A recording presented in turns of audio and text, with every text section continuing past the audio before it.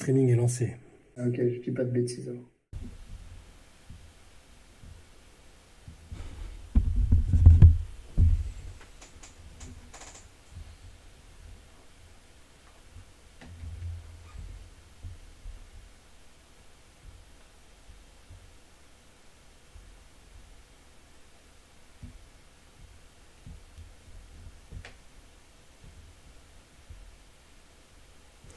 Salut Street Greg, comment ça va? Bonsoir à tous, on attend que vous arriviez tranquillement. Moi j'essaie de me caler vos commentaires à côté. Bah ça va, écoute, ça va mieux que... Salut Kikish. Bonjour Chat, et la photo d'Antoine. Encore un ad memoriam, bah c'est ça. Non, il est pas déjà là, malheureusement. Antoine m'a envoyé un message tout à l'heure. Apparemment, il s'est fait mal à l'entraînement, il a le dos complètement bloqué, donc il sera pas de la partie ce soir, mais je tenais à mettre une photo de lui façon LinkedIn. Je sais que vous aimez bien. Salut Baba Boykins, salut Whitech. Alors là, je vois en tout petit, hein, donc pour l'instant, je sais pas si je vais voir tous vos commentaires. Exactement, c'est la photo LinkedIn c'est la photo LinkedIn d'Antoine. J'ai pris la première que j'ai trouvée, hein. Salut Corium. Je coupe code, c'est Call of Duty. J'imagine. Je suis vieux, mais je pense connaître encore les problèmes à l'entraînement. Ouais, c'est ce qu'il m'a dit. Apparemment, il s'est fait mal. Mais il a même utilisé l'adjectif terrible pour justifier son forfait. Donc je pense qu'il est vraiment blessé. Salut Greg. Allez SQBB, il jouait ce soir. Salut Miguel. Tu ne vas pas pouvoir lui demander ce qui amène une personne aussi respectable que lui à devenir supporter de l'Olympique Lyonnais, effectivement. Petite mise au point à transmettre à Antoine, le ping-pong c'est du tennis de table et c'est un sport d'hiver vu qu'il s'est joué en salle, en été on prend l'air. Très bien, bah, sur son lit de grand malade, sur son lit d'hôpital je lui transmettrai, ça lui fera plaisir je pense. Ah non, Antoine n'est pas en papier mâché, Antoine c'est un grand athlète. Moi ça risque pas de m'arriver de me blesser au dos comme lui. Il fait une Joel Embiid. Ouais, je vais devoir lui annoncer qu'il est plus éligible pour le trophée de MVP de la saison, malheureusement. SQBB, super résultat en ce moment, 6ème. Bah c'est bien pour un promu, ouais. Je suis toujours pas allé voir un match cette année, j'avais dit que j'y retournerais. Parce que si vous avez suivi, j'allais voir les matchs du SQBB quand j'étais ado, quand c'était en Pro B. Il a plus d'excuses que dans une saison en enfer pour l'entraînement. Mais il a fait l'entraînement, je crois. Il s'est blessé là-bas, a priori. Est-ce que je vais casser mon cerveau avec les résultats de l'OM? Ouais, mais je suis né en cassant mon cerveau avec les résultats de l'OM. C'est la relation toxique est au plus fort là, avec la défaite à Lyon, la saison assez pourrie. C'est pas d'Antoine pour le CQFR demain matin et peut-être pas de moi non plus. Je suis censé être absent. On va essayer, on va voir si on peut quand même le faire, mais là c'est un peu compliqué. Je ne vous cache pas. Il est remonté dans le wagon des Clippers, c'est bim blessure. Coïncidence, je ne crois pas. Et j'avais pas pensé à ça. J'avais pas pensé à cette théorie et effectivement c'est à creuser. J'ai pas vu 93. C'est quoi? Salut Raph. Ton trop court passage hebdomadaire sur la late Super Bowl, qui sont les favoris pour toi et les laters? Je sais pas, les favoris c'est Kansas City, non? C'est ce que j'ai cru comprendre. Logiquement, non? À toi de me dire, hein, je suis tes analyses dans les commentaires de YouTube à chaque fois. Je voulais lui dire que j'ai joué ce week-end contre un sosie d'un portrait d'une saison en enfer. Et vous voyez, quand on a écrit le bouquin, on a quand même pris des gens qui ressemblaient aux gens qu'on affronte tous les week-ends. Alors pas moi, hein, moi c'était sur les terrains de foot, mais ça pouvait faire quand même penser à ces personnes-là. Et voilà, c'est que c'est réaliste. Du coup, c'était un sosie de quel personnage que t'as affronté, Pedro? C'est du 50 pour toi, Raph? Moi, comme d'hab, j'y vais un peu neutre, j'ai pas d'équipe favorite. Je vais regarder pour le spectacle, pour le fun.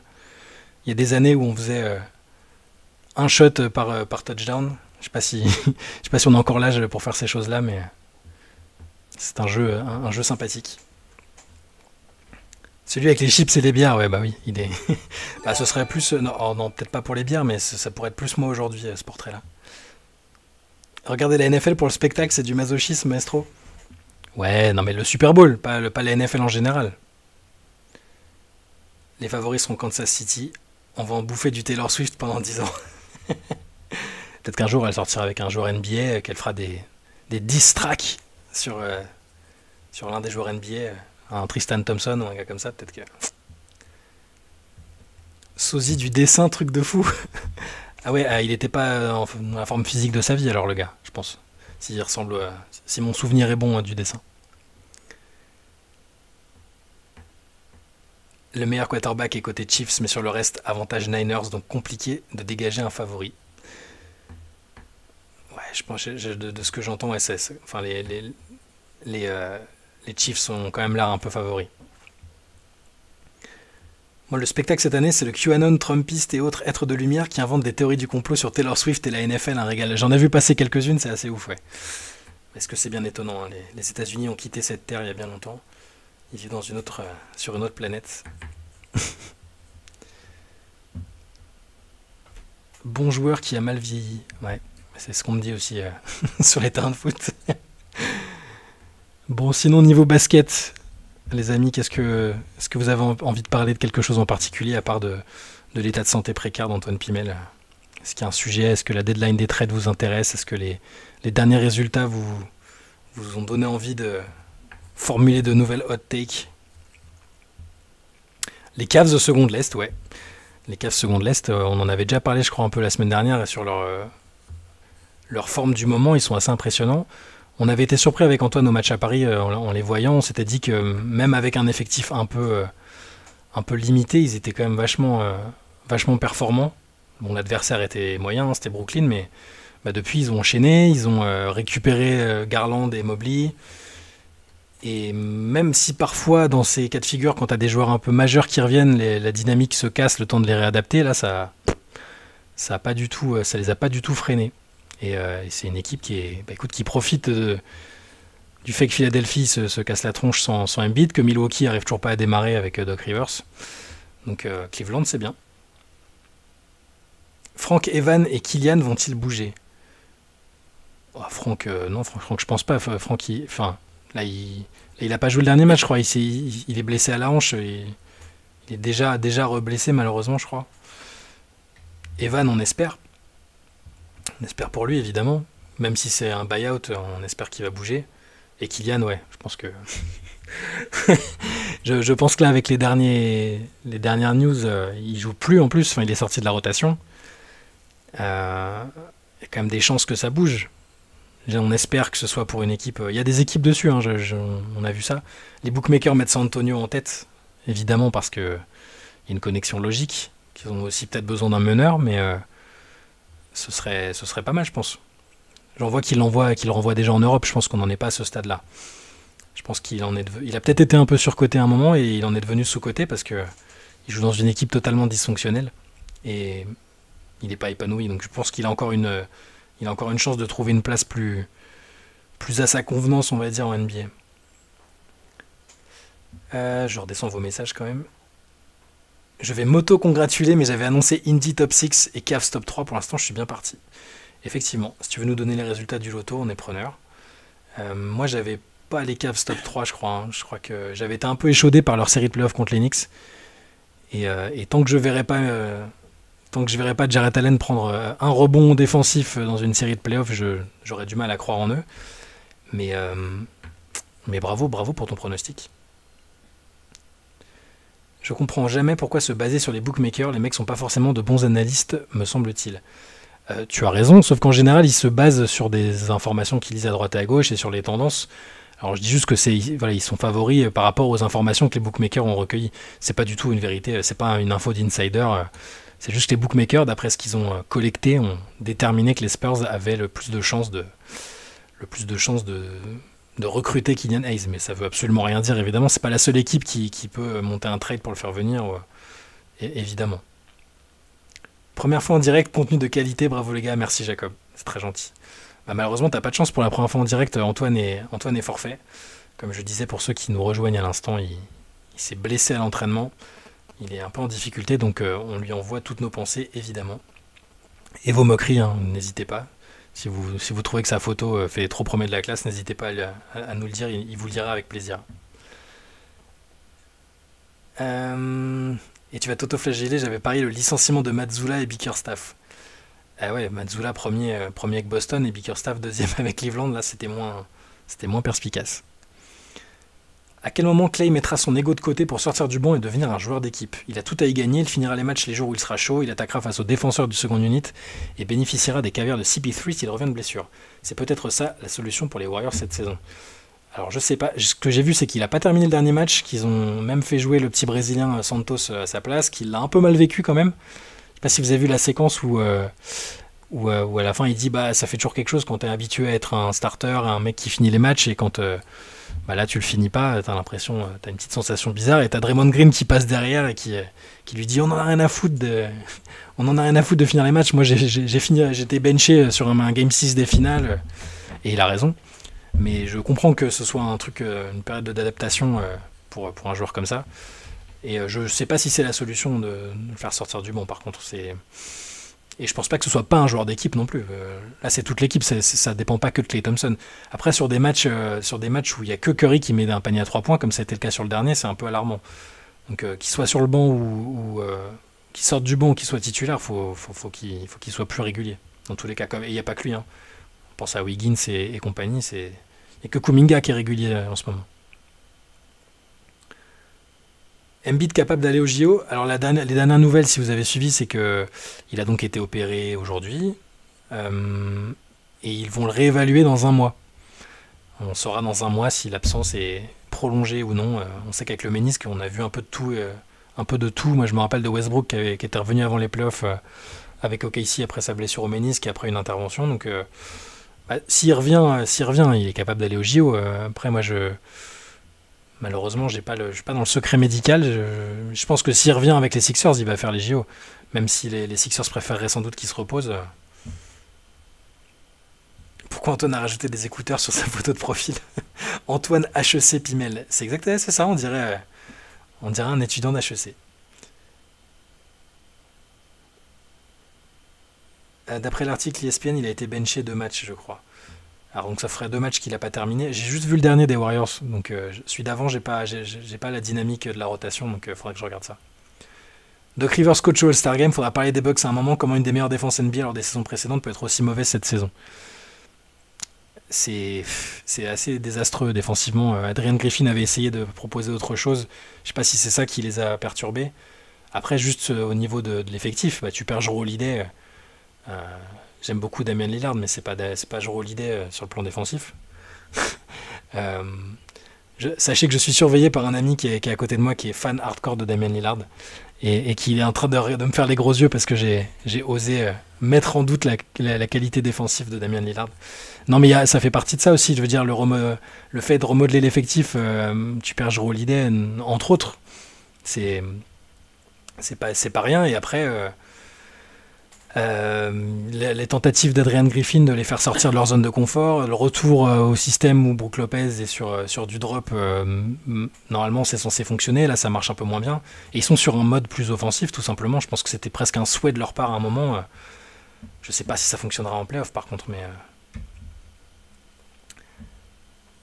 entre le MOOC, les CQFR, Hoop Culture, je vous vois plus que mes propres enfants. Alors je suis très flatté, nous sommes très flattés, mais j'espère quand même que tu vas accorder un peu de temps à la famille, mon cher Eggs. Le Suns Bucks de ce soir va nous donner des réponses. Est-ce que ça va vraiment nous donner des réponses? Ces deux équipes qui m'inspirent pas énormément confiance. Phoenix a trouvé un rythme, avec les trois, ça marche plutôt pas mal. Ça m'inspire pas non plus énormément confiance. Et les Bucks... Bon, on en a parlé longuement la semaine dernière, mais l'arrivée de Doc Rivers, on va dire que je suis pour le moins sceptique. Je suis pas sûr que ça change, que ce soit la personne adéquate pour ça, mais pourquoi pas. En tous les cas, ça va être un match intéressant à suivre. Ouais. Je suis parano, est-ce que pour Embiid, ça sent un peu le faux optimisme? Genre, ouais, D-Rose, il revient pour les playoffs. Les Sixers, sur leur communication sur les blessures, ça fait 10 ans que c'est un peu flou et qu'ils... Ils nous laissent un peu sortir ce qu'ils ont envie de laisser sortir. Avec Ben Simmons, c'était pareil. Je pense qu'ils sont obligés quand même, ils veulent pas déprimer tout le monde et qu'il y a vraiment un espoir, à mon avis, quand même. C'est le ménisque qui s'est pas fait les ligaments croisés ou tibia péroné, donc je pense qu'il y a vraiment une chance qu'ils reviennent, mais c'est un joueur qui a été assez fragile par le passé, donc ils peuvent pas non plus s'avancer trop là-dessus, à mon avis. Bah, bonne chance pour le boulot, Raph, hein. Merci de ton passage, comme à chaque fois, toujours très apprécié. La perte en défense externe des Bucks est énorme cette année. Complètement d'accord, c'est un peu ce que je disais. L'idée, c'est on parle d'un des meilleurs défenseurs de la ligue quand même, donc c'est pas anodin, surtout si tu le remplaces par des joueurs plus offensifs. C'est Alors Lillard apporte d'autres choses, hein, et en playoff, on va peut-être voir ce qu'il va apporter justement. C'est là qu'on va l'attendre. Donne-nous un indice sur le sujet du prochain MOOC Rivers qui sortira bientôt. Ah, vous êtes impatient. Je vais me faire tirer les oreilles. Je sais pas si Théo est dans le chat, je risque de me faire allumer. Un indice. Qu'est-ce que je peux vous dire comme indice? Je sais pas, je peux répondre à une question peut-être, mais à la limite, mais je peux pas trop me mouiller, sinon je risque de perdre mon emploi. Derek nous dit: bonsoir, je ne sais pas si vous en avez parlé, mais que penses-tu des déclats de Candace Parker et Becky Hammon sur JB, donc Jalen Brunson, je suppose? Alors déjà, elles ont été faites à un moment où Brunson n'était pas aussi incandescent qu'il l'est maintenant, il est totalement en feu. Il est même pour moi, à l'heure actuelle, remonté dans les discussions pour le MVP. Je parle pas pour la gagne parce qu'il y a des extraterrestres statistiques et individuels collectifs que sont Jokic, Giannis, Doncic, ça va pas être facile de les bousculer, mais Brunson sur le versant valuability, si on peut dire, il est exceptionnel. C'est le patron d'Enix, il est d'une efficacité, d'un leadership exceptionnel, donc je pense qu'il mérite d'être dans cette considération-là. Par contre, je comprends tout à fait ce que voulait dire Candace Parker et Becky Hammon, qui sont en plus de joueuses et ex-joueuses que j'aime beaucoup. Je comprends ce qu'elle voulait dire. En gros, les deux étaient d'accord sur le fait que un joueur, enfin, c'est difficile quand ton joueur majeur, quand ton franchise player est en arrière de petite taille, historiquement, ça a quand même rarement débouché sur un titre. Donc elle disait juste qu'elle voyait plus peut-être Brunson comme un excellent lieutenant, un numéro 1 bis, que comme un franchise player qui mènerait les Knicks au titre. Alors entre-temps, ils ont quand même vachement carburé, et je pense pas que c'est un manque de respect envers lui, mais le garçon a quand même tendance à repousser les limites à chaque fois qu'il y a du scepticisme autour de lui à sa sortie de fac, donc il n'a pas été drafté très très haut. Au début, c'était un joueur de banc. À Dallas, il était important, mais pas assez pour qu'il s'aligne sur le montant proposé par les Knicks. Puis après les Knicks, il n'a pas été All-Star. Maintenant, il est All-Star. Est-ce que c'est un franchise player? Maintenant, c'est un franchise player. Il est surprenant, et je suis curieux de voir jusqu'où il va emmener les Knicks avec l'effectif autour qui est quand même bien construit. J'aime beaucoup, mais je suis pas en désaccord avec ce qu'ont dit Becky Hammon et Candace Parker. Je ne suis jamais en désaccord avec Candace Parker, sachez-le, et pareil avec Becky Hammon les 3 quarts du temps. Je redescends un peu vos messages. Est-ce que le MOOC va parler basket? Absolument. Voilà, ça c'est une bonne question et ça me permet de donner un indice absolument random, c'est parfait. Quel move tu aimerais voir jeudi? Quel move j'aimerais voir jeudi? Bah, égoïstement, pour un Français, j'aimerais bien que Evan soit transféré, par exemple. Qu'on ait un peu plus de visibilité pour lui au moment des JO. Et sinon, peut-être quelque chose du côté des Warriors où j'ai l'impression que ça stagne et que c'est pas bien parti. En même temps, j'ai envie de voir cette équipe et ce noyau avec Clay, Draymond et Curry. J'ai pas envie de les voir, j'ai pas envie que ça s'arrête ou que ça finisse avec fracas. Donc j'aimerais bien voir quelque chose. Un move en particulier, c'est compliqué. J'en ai pas particulièrement en tête. Je pensais que Dejounte Murray partirait ou serait déjà parti et il est toujours là. Peut-être à surveiller quelque chose de ce côté-là. Bonsoir le Shrug. Quoi, mais Candace et Becky n'ont pas pris en compte que le franchise player c'était Randle? Ben non. et tu parles à quelqu'un qui est plutôt pro Julius Randle, hein, je le dis à chaque fois, mais j'ai beaucoup aimé ce joueur à la fac notamment. Les fameuses prises à 3 sur lui quand il jouait à Kentucky, c'était assez divertissant. Ne penses-tu pas que Sabonis aurait dû être choisi à la place de Scottie Barnes au repêchage? Alors déjà, vous m'apprenez que Scottie Barnes a été pris en repêchage. J'avais pas l'information. J'étais au resto pour tout vous dire. Et j'imagine que c'est tombé ce soir. Bah si, déjà j'aurais mis... Moi, si vous avez suivi la semaine dernière, avec Antoine, on a fait nos listes de remplaçants et j'avais mis Sabonis dedans. Je pense qu'il devrait y être. Barnes fait une bonne saison, mais Toronto, c'est quand même... C'est pas une saison très intéressante pour eux sur le plan collectif. J'aurais mis Sabonis tous les jours. Je sais pas pourquoi il est pas pris. Le mec est une machine à double-double, un peu même à triple-double. C'est aussi le playmaker de l'équipe la moitié du temps. Je comprends pas. Resto en semaine, c'est pas un gilet jaune le chai. Alors sachez que j'ai un ami qui est là, un ami qui vient du sud de la France. Castres, Albi, si vous êtes de ce coin-là dans le chat, manifestez-vous. Et donc quand un ami vient par chez nous, par chez moi, eh bien, on va manger au restaurant. Voilà. C'était pas un acte bourgeois, sachez-le. Mais donc j'ai raté Scottie Barnes. Donc n'hésitez pas à m'informer si vous avez d'autres. Est-ce qu'il y a d'autres joueurs qui ont été pris en repêchage? Là, du coup, j'imagine que c'est pour Embiid. Oui, un Tarnais. Il y a un Tarnais. Miguel, c'est un Tarnais. Bravo. Où ça dans le Tarn? Scottie et Trae Young. Bon, Trae Young, on s'y attendait un peu. Trae Young, on s'y attendait. Et c'était presque un peu injuste qu'il y soit pas par certains côtés. Castres, Albi. Attends, parce que je suis en train de suivre en même temps le triangle des Bermudas, Castres, Albi. D'ailleurs, Chai, je t'entends souvent louer la formation des jeunes basketteurs à Villanova. Je ne sais pas si tu suis beaucoup les NCAA. Je suis ça de près et Villanova, c'est plus que c'était depuis quelques temps quand même. Bah absolument. Bah, Jay Wright a laissé la main. Et quand je parle de la formation à Villanova, c'est parce que historiquement, depuis 10 ans quasiment, toute cette génération, celle qui s'est entrechoquée, Josh Hart, Jalen Brunson, DiVincenzo, qui a gagné 2 titres en 3 ans. Ouais, 2 titres en 3 ans ou en 4 ans, j'ai plus le... Bah, ceux-là, ils sont imprégnés de la formation à la Jay Wright et c'est ça que j'entends par des joueurs qui arrivent prêts en NBA, qui font jamais de one and done quasiment. Et alors après, ouais, là j'ai pas suivi cette année, mais le dernier en date c'était Whitmore. Whitmore, il était là-bas l'année dernière, mais ouais, ça a certainement changé. De toute façon, quand t'as un mec aussi important qui part, c'est comme à Duke, hein, Coach K est parti.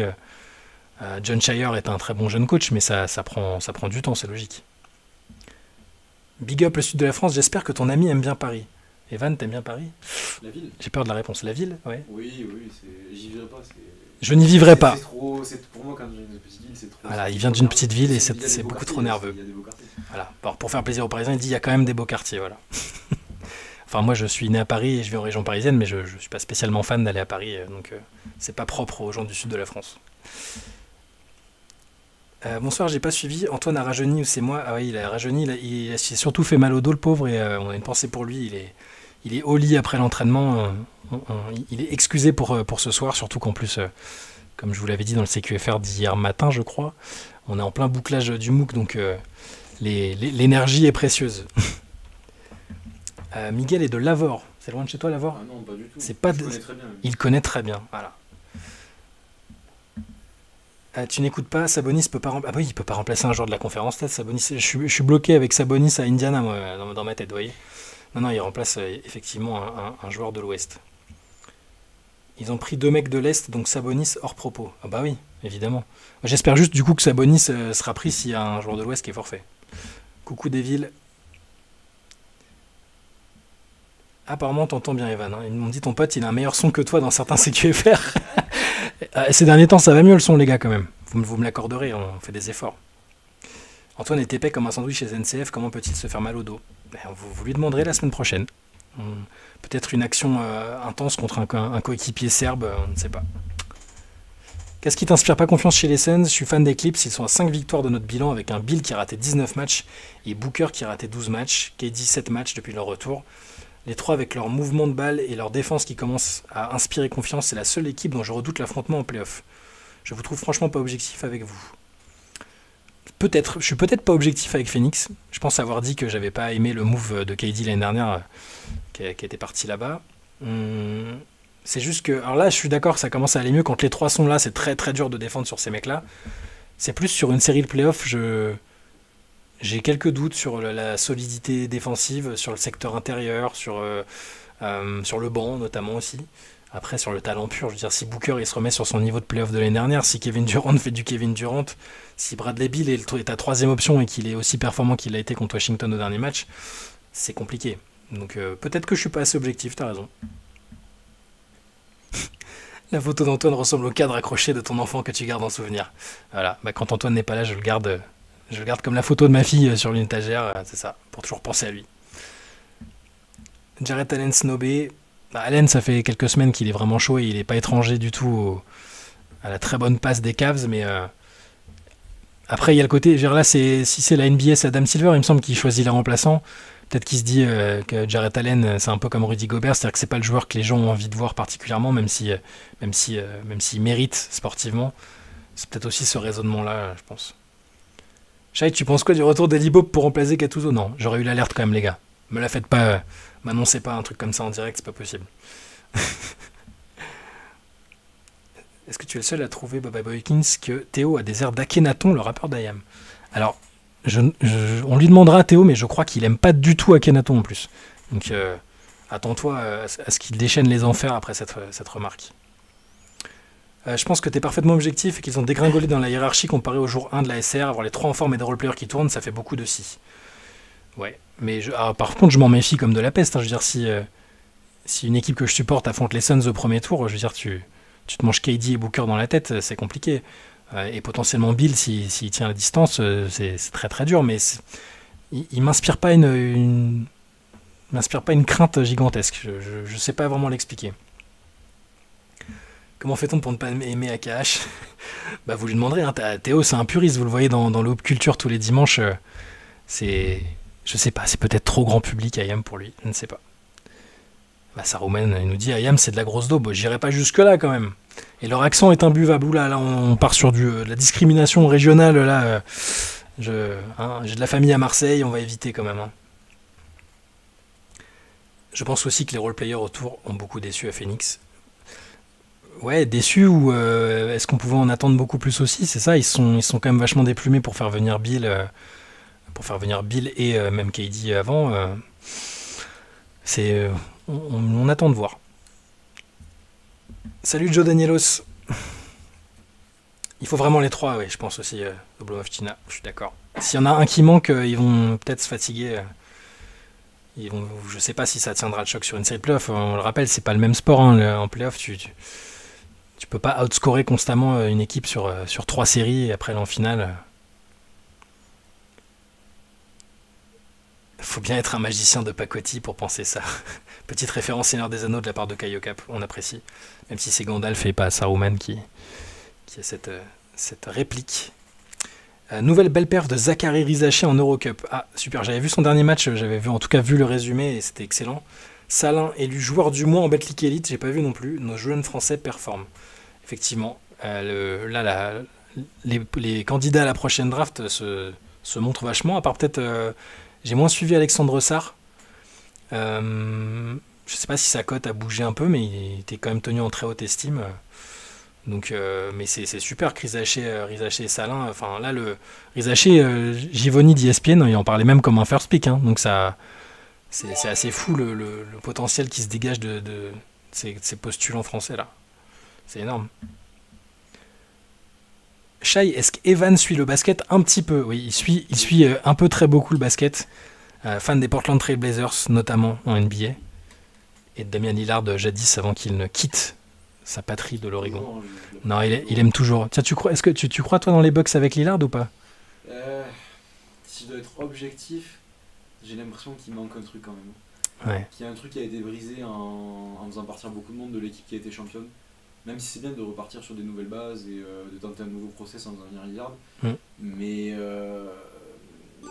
on a l'impression qu'il manque quelque chose et que juste l'énorme scoring de Lillard et les coups de chaud, et même avec Giannis, je suis d'accord. Tu sais, face à des équipes beaucoup plus solides collectivement, avec ce truc derrière comme des Nuggets et tout ça. Moi je les vois pas, j'ai du mal. Après, et le coaching m'inspire pas confiance non plus. Je dis pas que ça m'inspirait confiance avec Adrian Griffin. Hein. Il y avait clairement des problèmes relationnels. On en a parlé la dernière fois hein, avec Rizaché. Je lisais le message sur Rizaché. Avec ce qui s'était passé avec Terry Stotts. Oui. C'était quand même curieux quoi. Ça, mais bon, ouais, écoute, on se trompe peut-être. Hein. Je serais super heureux s'il a l'air d'un titre, même si c'est pas les Blazers, mais il le méritera. Mais c'est vrai que si on doit être objectif, il a l'air de manquer un truc avec cet effectif-là des Bucks qu'ils avaient avant, quand ils ont fait les runs où ils ont été champions, mais peut-être là qu'ils ont perdu. Il y a 2 fans français des Blazers et ils sont tous affiliés à Rivers. Alors Evan n'est pas affilié à Rivers, hein, il est invité à côté à la maison. Mais Evan, si tu n'avais pas cet accent, tu pourrais être crédible. Alors Saruman, ce soir, il est lancé sur les accents régionaux. T'as pas d'accent, Saruman? T'es de quel coin de la Terre du Milieu pour nous dire ça, hein? Même offensivement, j'ai pas l'impression que ce soit fou. J'ai vu qu'ils étaient second au rating, mais beaucoup sur le talent de Giannis et Lillard. Oui, le jeu en pick and roll de Giannis et Lillard, tu fais la différence contre les 3/4 des équipes en saison régulière. Après, en playoff, à voir, mais invite Evan à la place d'Antoine. Il est très bon dans son analyse, ton ami qui vient du Sud. Mais bien sûr, et vous croyez que je laisse rentrer des gens chez moi, des gens mal informés? Évidemment que non. Pourquoi pas de Théo Late? Fatigué le jeune homme. Mais le forfait d'Antoine, pour tout vous dire, est arrivé en dernière minute.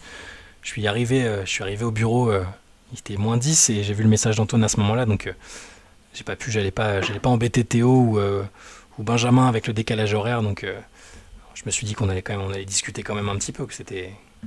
Mais oui, les autres fois, mais Théo pourra venir sans souci, hein. Il en a déjà fait des late sessions d'ailleurs avec nous.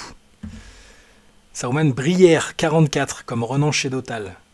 44, c'est Loire-Atlantique, ça. Oui, il n'y a pas vraiment d'accent, quoi. On saurait pas deviner d'où tu viens juste en t'entendant parler.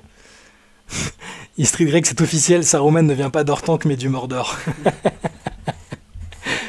Bien joué. Si vous me faites partir sur le Seigneur des Anneaux, et Evan aussi, attention, Evan très très calé, on en parlait pendant le resto, ça peut partir loin. Salut à Bitunka, tu rentres de l'entraînement, dommage pour Antoine Pimel, ouais. Mais vous inquiétez pas, il va revenir, il reprend des forces pour qu'on boucle le MOOC comme il faut, et puis il sera sur pattes rapidement, j'espère. Je dis ça, c'est comme pour Joel Embiid, j'ai pas les infos médicales, hein, je m'en tiens à ce que j'ai reçu par message. Que penses-tu de Rizaché pour les JO prochains? C'est trop tôt peut-être. Oui, je pense que s'il doit y avoir des jeunes, à mon avis, Bilal Koulibaly est plus haut dans la considération de Vincent Collet, il en a déjà parlé, mais par contre c'est l'avenir, clairement. Enfin, on parlait de Rizaché, Salin et tout, enfin, il y aura un changement de visage de l'équipe de France, à mon avis, après les JO. Il y a beaucoup d'anciens qui vont arrêter, probablement Vincent Collet aussi. Donc il y aura une refonte totale, et là, des mecs comme Rizaché, Salin et tout. Alors les premières années, elles seront compliquées, faut pas se mentir, parce que t'as les 3/4 de jeunes, mais c'est super prometteur quand même. Parce qu'on sait qu'ils ont à la fois la capacité de jouer avec le jeu FIBA, on les voit là en club, ils sont très bons, et ils auront le profil NBA aussi, donc je trouve ça super excitant pour le basket français quand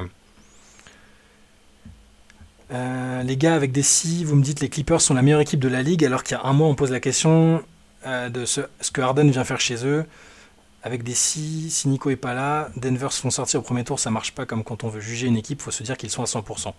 Ouais, non, mais t'as raison, mais alors, pour le coup, pour Harden, on a fait notre mea culpa, je veux dire, c'est aussi possible qu'on change d'avis, on se laisse la liberté de changer d'avis au fil des choses, on essaye de pas être trop péremptoire à chaque fois, mais quand on se trompe, là, en l'occurrence, on s'est trompé, Harden, ça fonctionne très bien. Est-ce que ça fonctionnera en playoff? On l'a évoqué dans le podcast plus long d'hier. On peut avoir des doutes aussi, mais là, qu'est-ce que tu veux dire de plus? Qu'ils sont excellents et que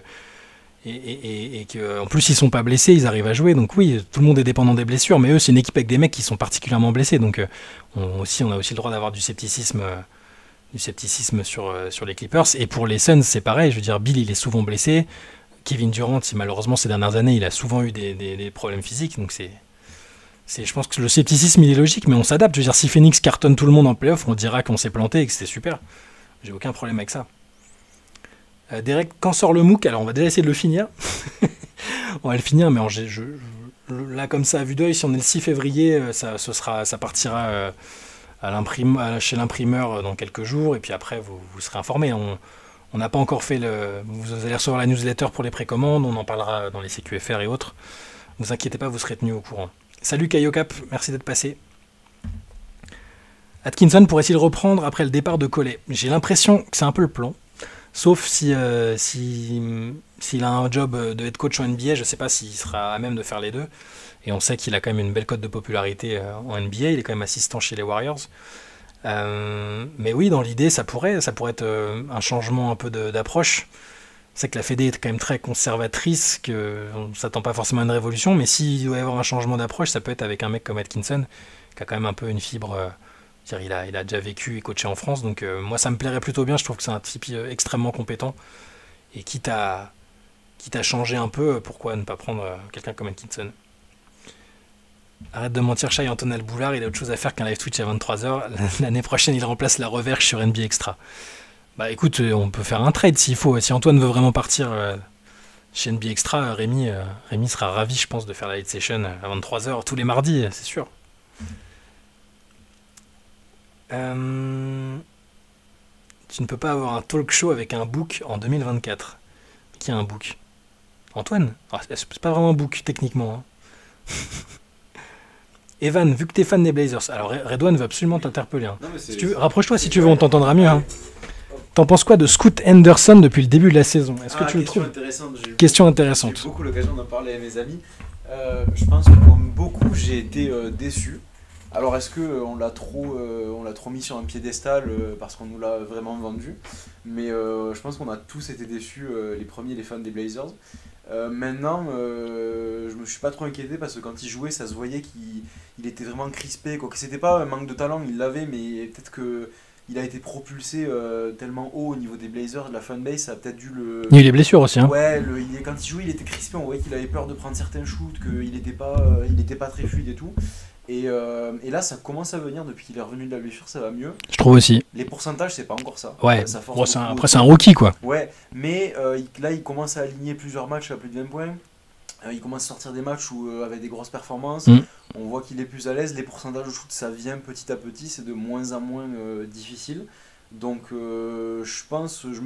j'étais déçu, mais je me suis pas inquiété. Je pense qu'il fallait pas dire de suite que c'était un bust. Non, c'est toujours pas le cas. Hein. Plus ça va, mieux ça va pour lui. Et d'ici la fin de saison, je pense que ça ira mieux. Et la deuxième sera intéressante à voir. Donc, moi, j'ai été déçu au début, mais je l'ai pas enterré. Ma surprise, c'est que à la draft, je me suis dit, Charlotte a pris Brandon Miller en 2, c'est une boulette.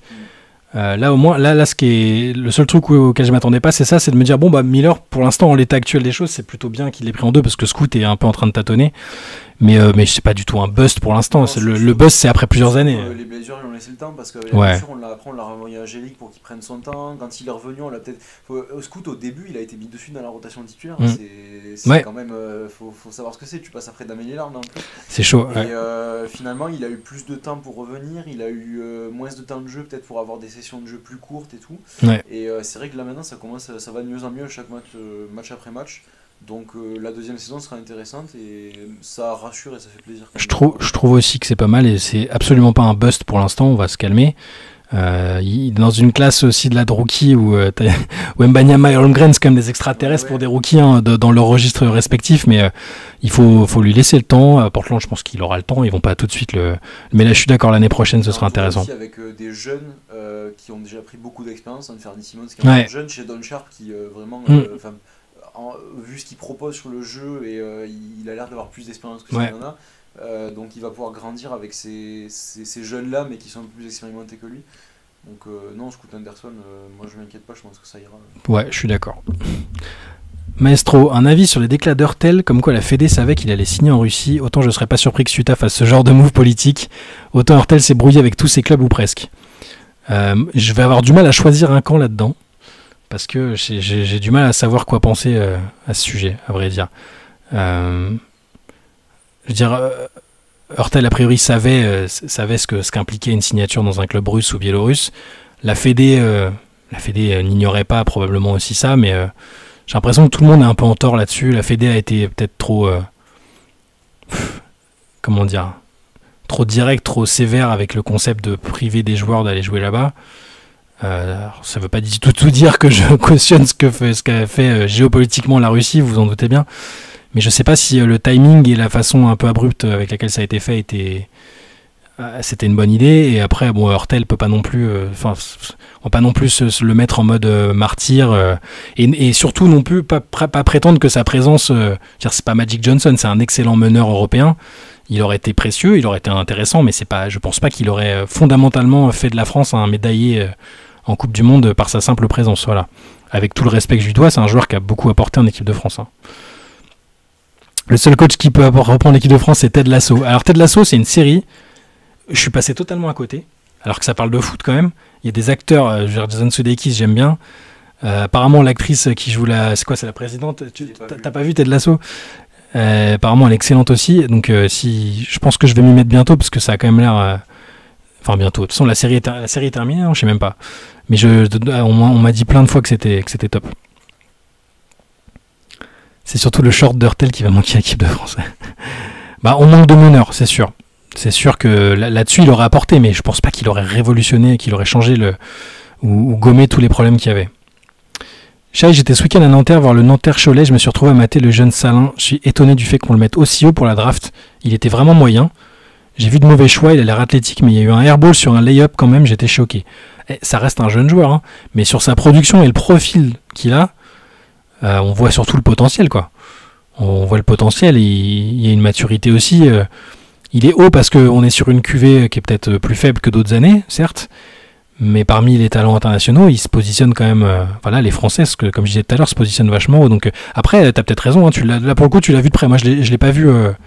Je l'ai pas vu en situation. Je l'ai pas vu en vrai encore. Donc et je suis partisan d'utiliser l'impression en réel et l'impression visuelle pour parler du potentiel d'un joueur. Mais de ce que j'ai vu, j'ai quand même l'impression que c'est très très prometteur. Avec la voix de ton pote, j'ai l'impression d'entendre Antoine Dupont. Mais voilà, il est aussi talentueux que lui, sachez-le. Voilà.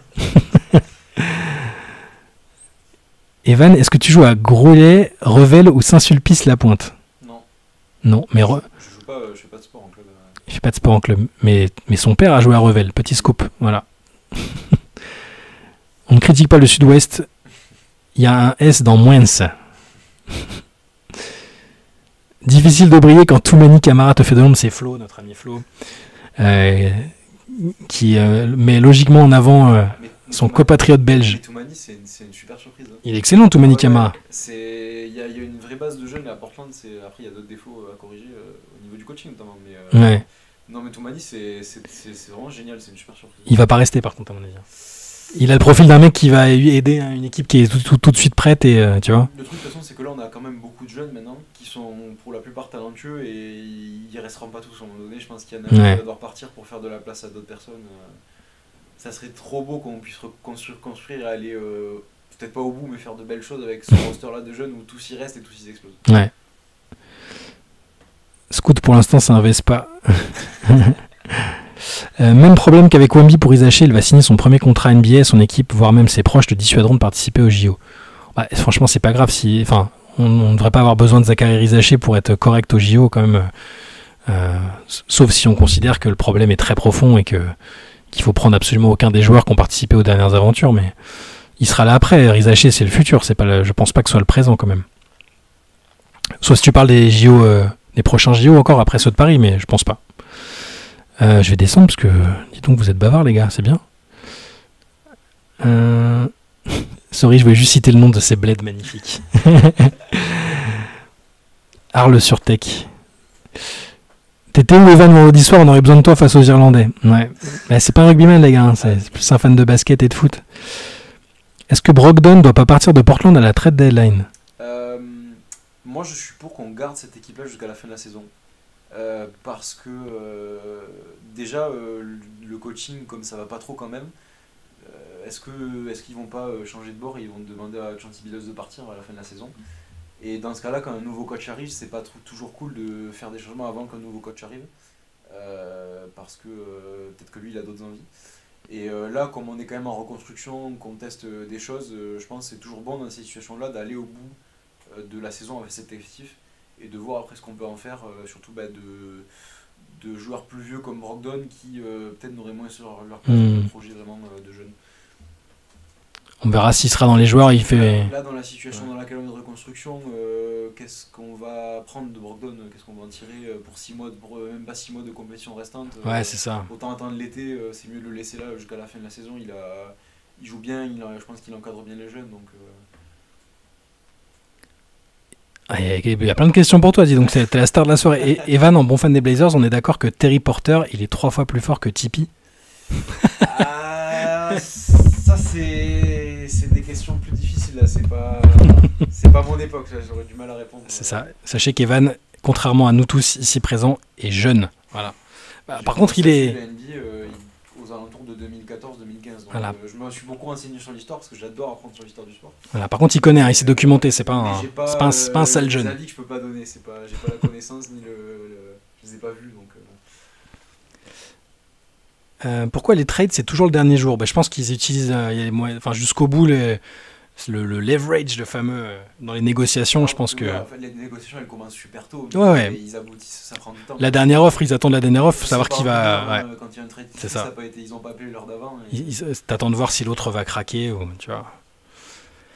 C'est moi où Miami continue de passer complètement sous les radars, alors que l'équipe est sur une dynamique hyper négative, qu'elle est supposée s'être renforcée avec Rosier, que cette fois-ci l'excuse des blessures ne tient pas.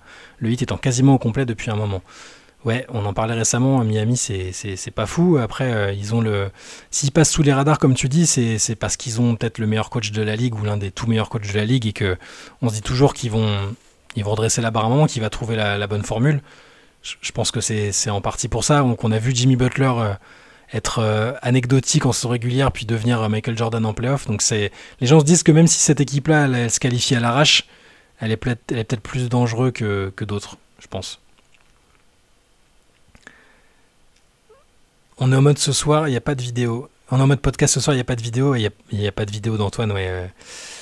Trex, Antoine est forfait, il s'est blessé au dos en dernière minute. Donc j'ai mis une photo quand même pour qu'il soit avec nous dans la discussion. Non, Evan ne va pas remplacer Antoine, Élise Ducet. Evan, si vous nous prenez en cours de route, Evan est un ami qui dort à la maison ce soir et peut-être que vous ne le verrez plus jamais. Après, si vous voulez l'entendre, encore plus manifestez-vous, hein, il sera ravi. Mais non, là c'est juste qu'il est avec moi et que c'est un fan des Blazers, c'est qu'il a été interpellé sur les Blazers, donc qu'il a répondu avec plaisir. C'est inquiétant qu'on en soit encore à espérer un retour de Hurtel pour pallier certains manques en équipe de France. C'est un peu ce que je voulais dire, parce que sans manquer de respect à Thomas Hurtel, je pense qu'on en a fait beaucoup sur son absence, en tout cas sur l'importance qu'avait son absence. Logiquement, avec le vivier qu'il y a, le vivier à la main, il est pas fou, j'en conviens, mais on devrait pouvoir faire une compétition correcte et ne pas sortir au premier tour dans une poule où on était normalement favori ou pas loin avec le Canada. On devrait pouvoir sortir sans Thomas Hurtel, quoi. Même toi, je te vois figé. Vous me voyez figé aussi, les gars? Est-ce que je relance ou...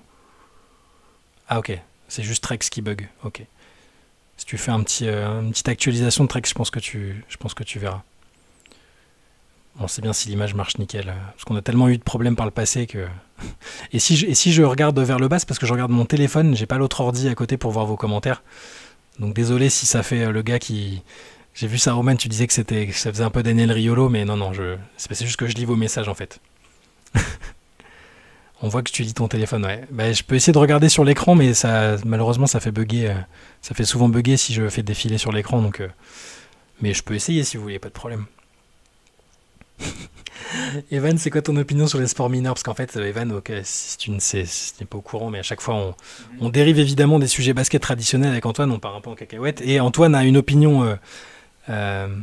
pas très élevé des sports qu'il appelle les sports mineurs comme le tennis de table, le badminton, sport cher à Flo ici présent dans le chat. Et bon, la semaine dernière on est parti. Alors le tennis de table, j'ai un bon ami du lycée qui y joue en compétition, donc je respecte énormément le tennis de table. Non, parce que dans les sports mineurs, on parlait même des sports improbables la semaine dernière. On a appris qu'il y avait des fédérations de Quidditch, il y a des coupes du monde de cache-cache. Enfin bon, c'est blessure. Je me suis surpris à trouver les championnats du monde, tu sais où il faut s'attraper là, genre le trap-trap de chat. Ouais, mais ils passent sous des barres en métal et tout, c'est hyper impressionnant en vrai. Ok. Je pense quand tu prends du plaisir dans ton sport, si tu dépenses et tout, c'est ça qui compte. Bah écoute, ouais. Il y a des sports, on est surpris physiquement à quel point c'est demandant ou c'est technique. Donc, après pour Antoine, le rugby limite c'est un sport mineur, tu vois. Alors, voilà, je vais donner un scoop. Si Antoine ne parle jamais mal du volley, c'est parce que sa femme joue au volley. Voilà, tout simplement. C'est pas dans les sports mineurs. D'accord avec Evan sur le sport chat. Non, mais il y a des sports, je suis impressionné moi, physiquement. Le volley, j'en ai vu à la fac quand on faisait des entraînements de basket. Ceux qui jouent en compète de volley à la fac, moi, c'est des trucs que je suis incapable de faire. Là, comme ils frappent fort, sauter haut et tout. Le tag, ça s'appelle. Le tag, c'est de la folie. C'est des Yamakasi qui jouent au loup. Le World Chase Tag. Ah, je vais regarder ça. On sait bien qu'on s'envoyait des vidéos la semaine dernière avec ces sports improbables, mais Mais moi j'avais parlé de celui qui m'avait le plus fait marrer parce que ça me rappelait ce que je faisais quand j'étais petit avec ma sœur dans le salon. On jouait avec un ballon. Le ballon gonflable. Ouais, vu, le ballon gonflable. Un décor, un salon et tu sautes par-dessus les trucs. Enfin, c'est. Alors, Abitunka qui recentre toujours le débat. On l'apprécie pour ça. J'ai vu un article aujourd'hui. Kyrie dit que son retour au Nets ne veut rien dire. Il y a quelques jours, KD disait que ça allait être sympa de retourner à Brooklyn. C'est là qu'on voit que Kyrie est vraiment un sale type. Une franchise qu'il a respectée et qui l'a respecté et qu'il a tout fait pour détruire. Je sais pas si non mais je pense pas que Kyrie et vous savez que je suis à la fois à la base un grand fan de Kyrie quand il était à Cleveland et à la fois il m'a extrêmement déçu par la suite, mais je pense pas qu'il ait consciemment cherché à détruire la franchise de Brooklyn. Je pense pas que limite moi j'en veux plus à KD dans l'histoire. Je sais, ça paraît bizarre parce que c'est Kyrie qui a fait les conneries extra sportives, en tout cas. Ça a été une distraction, ça a été une problématique parce qu'il n'était pas là, mais je crois pas que c'était un manque de respect spécifiquement envers l'institution qui était les Nets. KD, moi, ce qui m'a fatigué, c'était ce côté non, mais moi je suis pas responsable de ce qui se passe. En gros, c'est pas moi qui ai choisi le coach. Je suis là, mais faites pas attention à moi, quoi. Je suis là, je suis juste un joueur de basket, alors qu'il a quand même été. Je peux pas croire qu'il n'ait pas été impliqué dans des choses qui se sont passées. Et puis c'est un joueur pour moi supérieur à Kyrie et il a pas pris les responsabilités. C'est lui qui est à la base du projet. Ouais. Après c'est pas sale type, on part sur un truc un peu fort quand même. Abitunka, non, je pense pas que ce soit un sale type. C'est un type un peu perché qui s'invente un peu parfois une vie et des réflexions. Attention parce que là je parle de choses, des choses de l'année dernière, mais il a fait des choses très très bien aussi au niveau caritatif, cause défendue, il a fait des trucs exceptionnels. Kyrie, c'est juste qu'il est perché, quoi. Un peu bizarre et des idéaux et à ses idéaux.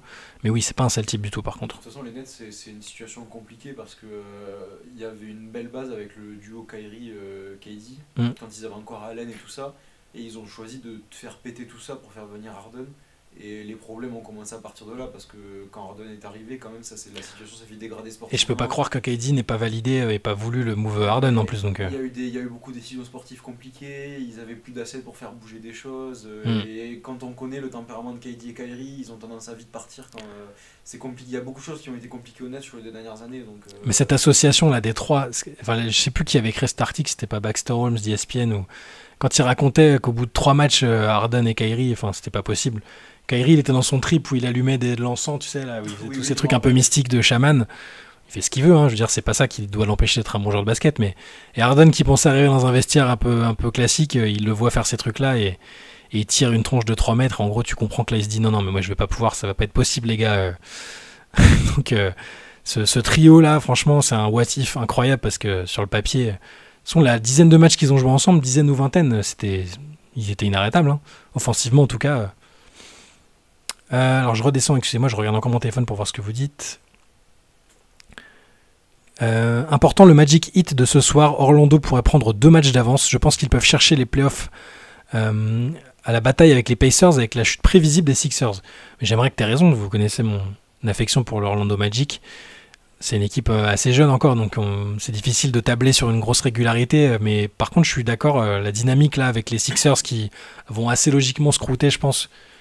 Peut-être qu'ils vont se réveiller, ils vont trouver un moyen de compenser la blessure, de pallier l'absence d'Embiid, mais j'ai un peu de mal à y croire. Ouais, la lutte avec Indiana, avec Miami, j'y crois pour Orlando, au moins pour le play-in. Evan s'y connaît mieux que Shai en NBA. T'inquiète, Shai, il te reste la WNBA. Mais Evan s'y connaît aussi en WNBA, figurez-vous. Pas autant, mais... Ouais. J'adore et je m'y suis vraiment mis depuis 3 ans, mais là, il y a des trucs historiques et des détails sur les trades que j'ai pas le temps de regarder. Donc. Surtout que le Harden niveau comportement professionnel irréprochable et sérieux, c'est évidemment un exemple. Alors cette année, figurez-vous, j'ai été très choqué. Cette année c'est un exemple parce que je sais pas, vous avez vu le truc avec Ivica Zubac et avec les autres joueurs. Dès le premier jour, et ça continue encore aujourd'hui. Il reste 30 minutes après chaque entraînement et il travaille sur pick and roll, plein de types plein de styles différents. Et c'est lui qui est moteur et qui est demandeur de ce truc-là. Il a voulu directement se familiariser avec les joueurs. Apparemment, il est transfiguré, quoi. Il est chez lui pour la première fois aussi, hein. Il joue en Californie. Moi, je fais partie des gens qui n'aiment pas du tout Harden. Il y en a beaucoup quand même, hein. Franchement, je suis obligé d'admettre que j'ai été agréablement surpris de ses performances récentes aux Clippers. Au début, sportivement, en plus, ça a été difficile parce qu'il alignait pas trop les points, il était un peu irrégulier. Et là, quand même, depuis quelques mois maintenant, il a, comme tu dis, il s'est bien intégré dans le groupe. Et c'est impressionnant. Hein. c'est une surprise. Après, je reste toujours ce que je disais dans le podcast d'hier, chat échaudé craint l'eau froide en play-off en général, malheureusement, aussi bien le niveau de jeu. Il faut attendre de voir les points à chaque fois. Saruman, t'es de bonne humeur ce soir. Effectivement, je radote, mais le truc, c'est que je ne sais pas si c'est les mêmes gens qui regardent la Light Session que les. Mais t'as raison, je l'ai dit, je l'ai répété 17 fois. Shai, qui est ton joueur. Alors, rien à voir la question, mais j'aime bien ces questions-là. Shai, qui est ton joueur préféré all-time de l'OM et pourquoi Fabrizio Ravanelli? Alors, il est dans mes joueurs préférés parce que j'étais à un âge où c'est l'âge où j'étais peut-être le plus à fond, mais au niveau coup de cœur, j'ai adoré Daniel Van Buiten. Je l'ai vraiment adoré. Et sinon, même si c'était très court, très intense, beaucoup trop court, beaucoup trop intense, Didier Drogba, évidemment. Voilà. Et ça m'a fait un petit traumatisme après. J'ai eu du mal à suivre là et les saisons d'après, tellement ça m'avait fait mal. J'ai pas écouté le podcast d'hier sur les Clippers, mais si tu viens de l'écouter, ça fait redondant. Oui, on parle de Zubac, je crois. On parle d'Arden et Zubac. On radote forcément, les gars. On est là tous les jours. Le matin CQFR. Je crois que j'en ai parlé dans un CQFR. J'en ai parlé dans le podcast, dans les late sessions. Donc je vous promets que je vais essayer de travailler ma mémoire. Ben oui, Drogba, Oblomov-Chima, évidemment, c'était qu'un an, mais. Et Van Buiten, j'ai adoré, même si c'était pas sur des saisons avec beaucoup de bons résultats. Quelle place à l'Est pour les Sixers dans un mois après la réévaluation d'Embiid? Si Tyrese Maxey a vraiment élevé son niveau de jeu et si les joueurs intérieurs qui vont remplacer Embiid, peut-être Paul Reed notamment, qui est un bon joueur, s'ils arrivent à trouver cette fameuse formule qui fait qu'ils se casseraient pas trop la gueule, je pense qu'ils peuvent se maintenir sur cette tranche-là, mais j'ai un peu peur quand même. J'ai un petit peu peur. Donc je dirais peut-être, je crains pour eux qu'ils sortent du top 5 même. Ça peut se faire, malheureusement. C'est le problème du multiverse, Iron Mamu is everywhere all the time. On essaye. Gabi Heinze pour toi à Bitunka. J'ai bien aimé son passage forcément, mais c'était un peu c'était particulier. C'était quand même un joueur un peu emblématique du PSG à un moment, mais j'ai beaucoup aimé son passage. Ouais. Harden, Kyrie, Westbrook ont une bonne attitude cette saison jusqu'à quand? Jusqu'au playoff? Non. Harden, très bon comportement. Kyrie, quand il joue, il est bon. Il fait pas de vagues sur le plan extra-sportif. Par contre, il a souvent été blessé et des trucs différents. Westbrook, parfait en sortie de banc. Alors, désolé pour la redondance, mais dans le podcast d'hier, on en parlait de son comportement exemplaire, défensivement notamment, malgré le temps de jeu le plus faible de sa carrière, en tout cas depuis ses premières saisons. Mais Westbrook, maintenant, depuis plusieurs saisons, c'est plus un problème que ce soit sportivement, où il a l'air d'avoir accepté peut-être qu'il a vieilli et qu'il peut plus être... Ouais. Aux Lakers, c'était dur un peu parce que ça semblait injuste. Il avait l'air de concentrer là. Ouais. Mon coach préféré de l'OM, mais pourquoi Mitchell? Non, pas Mitchell. Moi, c'est Gerets.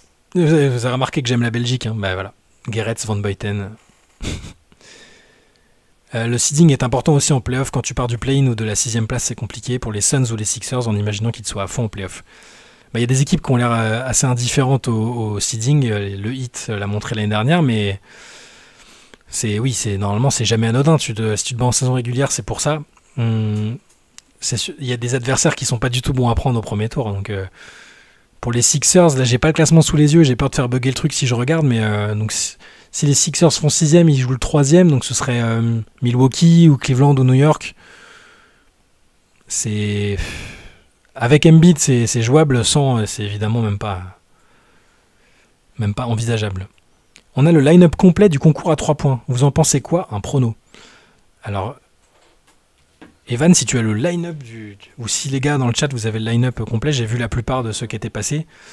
Si vous les avez pour que j'essaie de donner mon avis. Normalement, alors vous savez que je suis catastrophique en pronostic. En général, quand vous regardez les pronostics de début de saison... les équipes que j'attends tout là-haut se croûtent et les joueurs que j'annonce MVP finissent avec 25 matchs de suspension et une passion anormale pour les armes à feu. Mais sur les concours, je suis pas mauvais en général. Sur le concours de dunk et les concours à 3 points, je suis plutôt pas mauvais normalement. Si vous avez le line-up des shooters. Là, sur le compte du NBA All-Star Game, je ne trouve pas pour l'instant. On va le trouver. Nos chers laters, en général, ils arrivent rapidement à trouver les réponses à nos questions. Y a, déjà, entre le concours à 3 points et le concours de dunk, il y a le Steph Curry versus Sabrina Ionescu. La grande attraction. Ça va être plus pour... On en a déjà parlé aussi, mais ce sera bon, je suis assez intrigué. Faut vraiment que ce soit pour le fun. Faut pas que... J'ai un peu peur des réactions que ça peut provoquer. Oui, j'ai peur des réactions aussi. De toute façon, dès qu'il y a quelque chose qui touche aux femmes en général et le basket, je préfère passer mon tour et ne pas regarder les concours. Mais il manque encore un joueur pour le concours à 3 points. Alors merci Indy. Il y a Haliburton, Maxey, Lillard, Beasley et Markkanen. Il n'y a pas Donovan Mitchell aussi? Donovan Mitchell, là j'ai un tweet de Wojnarowski qui disait que Donovan Mitchell prévoyait participer au concours. Ok. Mais c'est une news, c'est pas officiel. Alors si je regarde comme ça le line-up, Haliburton, il a été énorme sur un des concours. Il avait été très très fort. Je mettrais bien pas loin. La vitesse d'exécution qu'il faut, je sais pas si Markkanen il a la vitesse d'enchaînement. C'est un excellent shooter à 3 points, mais sur un concours où il faut quand même énormément de vitesse dans la répétition du geste, je sais pas. Attention à Beasley. Attention à Malik Beasley, très fort là-dessus. Donc je dirais... Bon, puis Lillard, c'est Lillard. Lillard, sur le concours à 3 points, il n'a pas non plus été ouais. fulgurant comparé à Curry qui comprend pourquoi il tire pas 3 points match. Mais Lillard, l'exercice du 3 points, il est bon en situation All-Star. Mais comparé à ce qu'il fait en match, on peut être déçu des fois. Ouais. Merci. C'est toujours un exercice particulier le concours à 3 points All-Star. Ouais, bien sûr. Il y a toujours des profils qui sortent un peu et qui en match pourtant ne sont pas non plus... Ouais. Merci pour l'abonnement Maestro. Merci beaucoup. De ce que j'ai lu aujourd'hui, il manque encore un participant. Peut-être, écoute. Peut-être qu'Antoine Pimet nous a menti et qu'en fait, il s'entraîne pour le concours à 3 points. Ils l'ont repéré dans le championnat bavarois et il a eu une wildcard, une invitation. Mais ouais, comme ça, moi, je dirais bien Haliburton parce que j'ai le souvenir d'un concours où il était bien chaud quand même. Hein. Pareil, là, j'ai évidemment pas les scores, mais dans mon souvenir, c'était quand même bien. L'an dernier, Lakers et Heat, mais c'est vrai que ça n'est jamais arrivé. Oui, non, mais c'est des exceptions. Les équipes mal classées, c'est assez rare. Les équipes très mal classées qui font des runs énormes en playoff, c'est déjà arrivé. Hein, les Knicks, mais bon, t'es dans les années... Ça commence à remonter, hein, ça fait plus de 20 ans. Je me souviens des Grizzlies qui avaient fait un beau run aussi. Il y avait les We Believe Warriors qui avaient passé 2 tours. Globalement, c'est quand même bien d'être bien classé pour si tu veux gagner le titre. Les récentes, c'est moins arrivé. Ouais. Haliburton ne peut pas gagner, sa mécanique est trop laide. Il en a fait qu'un Haliburton l'année dernière et il était finaliste avec Lillard, je crois. Donc quoi, c'est Haliburton qui a gagné l'année dernière? Putain, je vous l'avais dit, hein, les concours... Les All-Star Games, ça fait 5-6 ans que je déconnecte et je regarde les highlights après. Mais... gagné, je m'en souviendrai. Honte à moi si je All-Star Game MVP, Shai. Ah non, c'est Lillard qui a gagné. Ah ouais, honte à moi. Abitunka nous dit c'est Lillard. J'ai plus retenu la victoire de Anfernissimo de ce concours de dunk il y a 2 ans que... Ouais. L'All-Star Game du MVP, Evan aussi d'ailleurs si tu veux. All-Star Game du MVP. Hein? Le MVP du All-Star Game. MVP du All-Star Game, bien sûr, oui. Qui y a dans les... J'avoue, le All-Star Game pourrait être très je m'en suis beaucoup décroché parce que j'ai du mal à... Moi, je vais imaginer peut-être un Giannis. Un truc comme ça. Moi, je vais dire Giannis. Voilà. S'il faut se mouiller. Street Greg nous dit Giannis aussi. Voilà, on est connectés. J'ai l'impression qu'ils s'en soucient suffisamment par rapport à d'autres pour essayer de marquer beaucoup de points, par exemple. LeBron MVP, c'est pas impossible. C'est pas impossible. Est-ce que ce serait un très bon calcul de se fouler un peu? Bon. Le MVP du All-Star Game, on s'en balèque. Ah, on répond à la question, Kiki.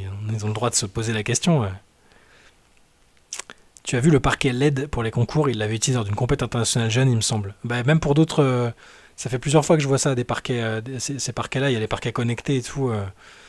Bon, pourquoi pas, si ça peut donner un peu de pêche au truc, parce que les concours de dunk, on s'ennuie ferme quand même depuis quelques années. Hein.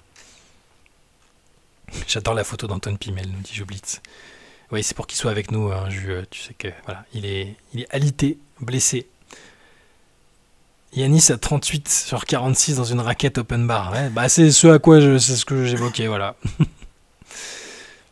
LeBron va jouer 10 minutes. Bah ce serait pas une mauvaise idée parce que là, il n'y a pas eu de blessure de LeBron ou d'Anthony Davis pour l'instant. Donc c'est l'espoir qui peuvent entretenir les Lakers, c'est que ces deux-là ça tienne la route pour l'instant.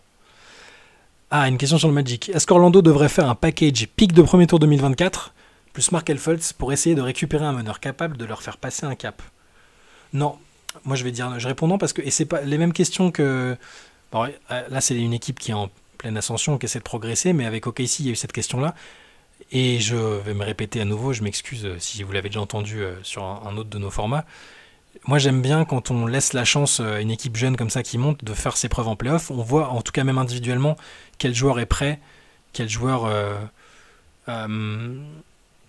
quel joueur est un peu taillé pour les playoffs et quels joueurs sont pas faits pour ça, même si on peut pas les condamner après une saison, mais pour après garder un noyau dur et après éventuellement déterminer par rapport à ce qui s'y sera passé s'il faut faire des gros moves ou pas. Mais là, en l'état actuel, non, je changerai pas, je ferai pas venir forcément un titulaire comme ça, mais ils le feront peut-être. Hein.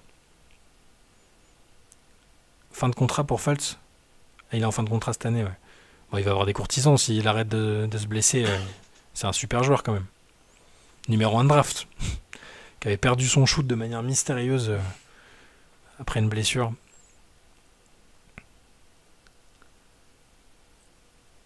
LeBron est le MVP du In-Season Tournament, c'est déjà bien pour un joueur de 39 ans qui n'assume pas sa calvitie. Alors, je ne critique pas les joueurs, les trentenaires qui n'assument pas leur calvitie. Donc, ce n'est pas ça, je ne vais pas blâmer LeBron là-dessus. Et LeBron, c'était quand même un de ceux qui a dit après les premières remarques de certains sur la fatigue, même mentale, qu'avait causé la NBA Cup, parce qu'elle s'appelle comme ça quand même. Il a quand même dit non mais c'est bon, on va pas chercher des excuses, c'est bon, c'était 3 matchs c'était 3 matchs en termes de fatigue, on a quand même fait pire. Donc non, je pense pas qu'il cherche d'excuses là-dessus. Si tu peux ramener quelqu'un avec un package autour de Fultz, c'est peut-être mieux que de le perdre contre rien. Effectivement, ça change la donne. Si tu as la certitude qu'il va partir, c'est bien d'essayer d'avoir une contrepartie. Ça change quand même la donne, ouais. Team Calvici, voilà. Je vous avais dit, les gars, il n'y a pas de jeunes dans le chat. On avait fait ça avec Antoine une fois, Evan. On s'était demandé qui était le plus jeune dans le chat et il n'y avait personne en dessous de 30 ans. Et Evan est probablement le plus jeune de la Late Session ce soir. Je ne dévoilerai pas son âge. Team Calvici par anticipation génétique. Oui. Sachez que si vous voulez savoir s'il va vous rester des cheveux, si vous êtes encore assez jeune pour ne pas regarder votre père. Voilà. Les Nets n'ont pas de pic de draft pour les 4 prochaines années, vont devoir bouger avant la trade deadline, mais que peuvent-ils faire selon vous? C'est une situation super compliquée, les Nets. Hein. Ça, j'en parlais à mon meilleur ami qui est fan des Nets, et ça, c'est encore les conséquences d'avoir tout fait péter pour Harden, c'est qu'il leur reste encore plus rien. Parce que ils ont vraiment tout balancé pour Harden, et quand ils ont lâché Harden, il n'y avait plus grand-chose. Ils n'ont pas eu grand-chose, et en fait, aujourd'hui, ils n'ont pas encore les conséquences parce que ils n'ont plus trop de pics intéressants à donner, ils n'ont pas assez de joueurs intéressants à donner, ou s'ils les donnent, c'est pour récupérer derrière quelque chose qui, à valeur équitable, ne sera pas forcément mieux. Et ils sont un peu dans une situation de marge de manœuvre courte. Donc quand on est sur ça, c'est les plus difficiles pour construire. Et ils tablaient peut-être sur une autre saison de Michael Bridges qui est pas le franchise. Bon, il y a peu de chances que ce soit le franchise player qui t'emmène loin, mais on pouvait se demander s'il n'était pas le joueur parfait, intermédiaire, pour que ce soit une équipe du top 6 même en attendant. Ils ont quand même, après, l'effectif en place, il manque juste une star en fait. Ça joue bien. Ça joue pas mal. Mais... Il manque une star. C'est ça. Et pour faire venir la star, ils n'ont pas encore assez. Ils ont une marge de manœuvre qui est trop. Et est-ce qu'ils seront compétitifs sur la free agency? Mais surtout, est-ce qu'il y aura un joueur dans la free agency? On n'en est pas encore là, mais... Là, les Nets, il faut qu'ils soient un peu patients en fait, que certains jeunes se développent pour être soit porter l'équipe, soit être un asset intéressant à trade. Ils n'ont pas les pics de Phoenix, nous dit Abitunka? Bonne question. Faudrait que je regarde, mais ça va faire bugger. Si vous avez la réponse, on compte sur vous. Dans tous les cas, ils ont une marge de manœuvre pas si élevée que ça. Il y a des rumeurs ces derniers jours, là, que ce soit autour de la trade deadline ou pour l'avenir, mais sur Nick Claxton notamment, qui est un bon joueur, enfin qui, je pense, rendrait de bons services ailleurs, à mon avis. Ah tiens, mais ça parle des Nets, là.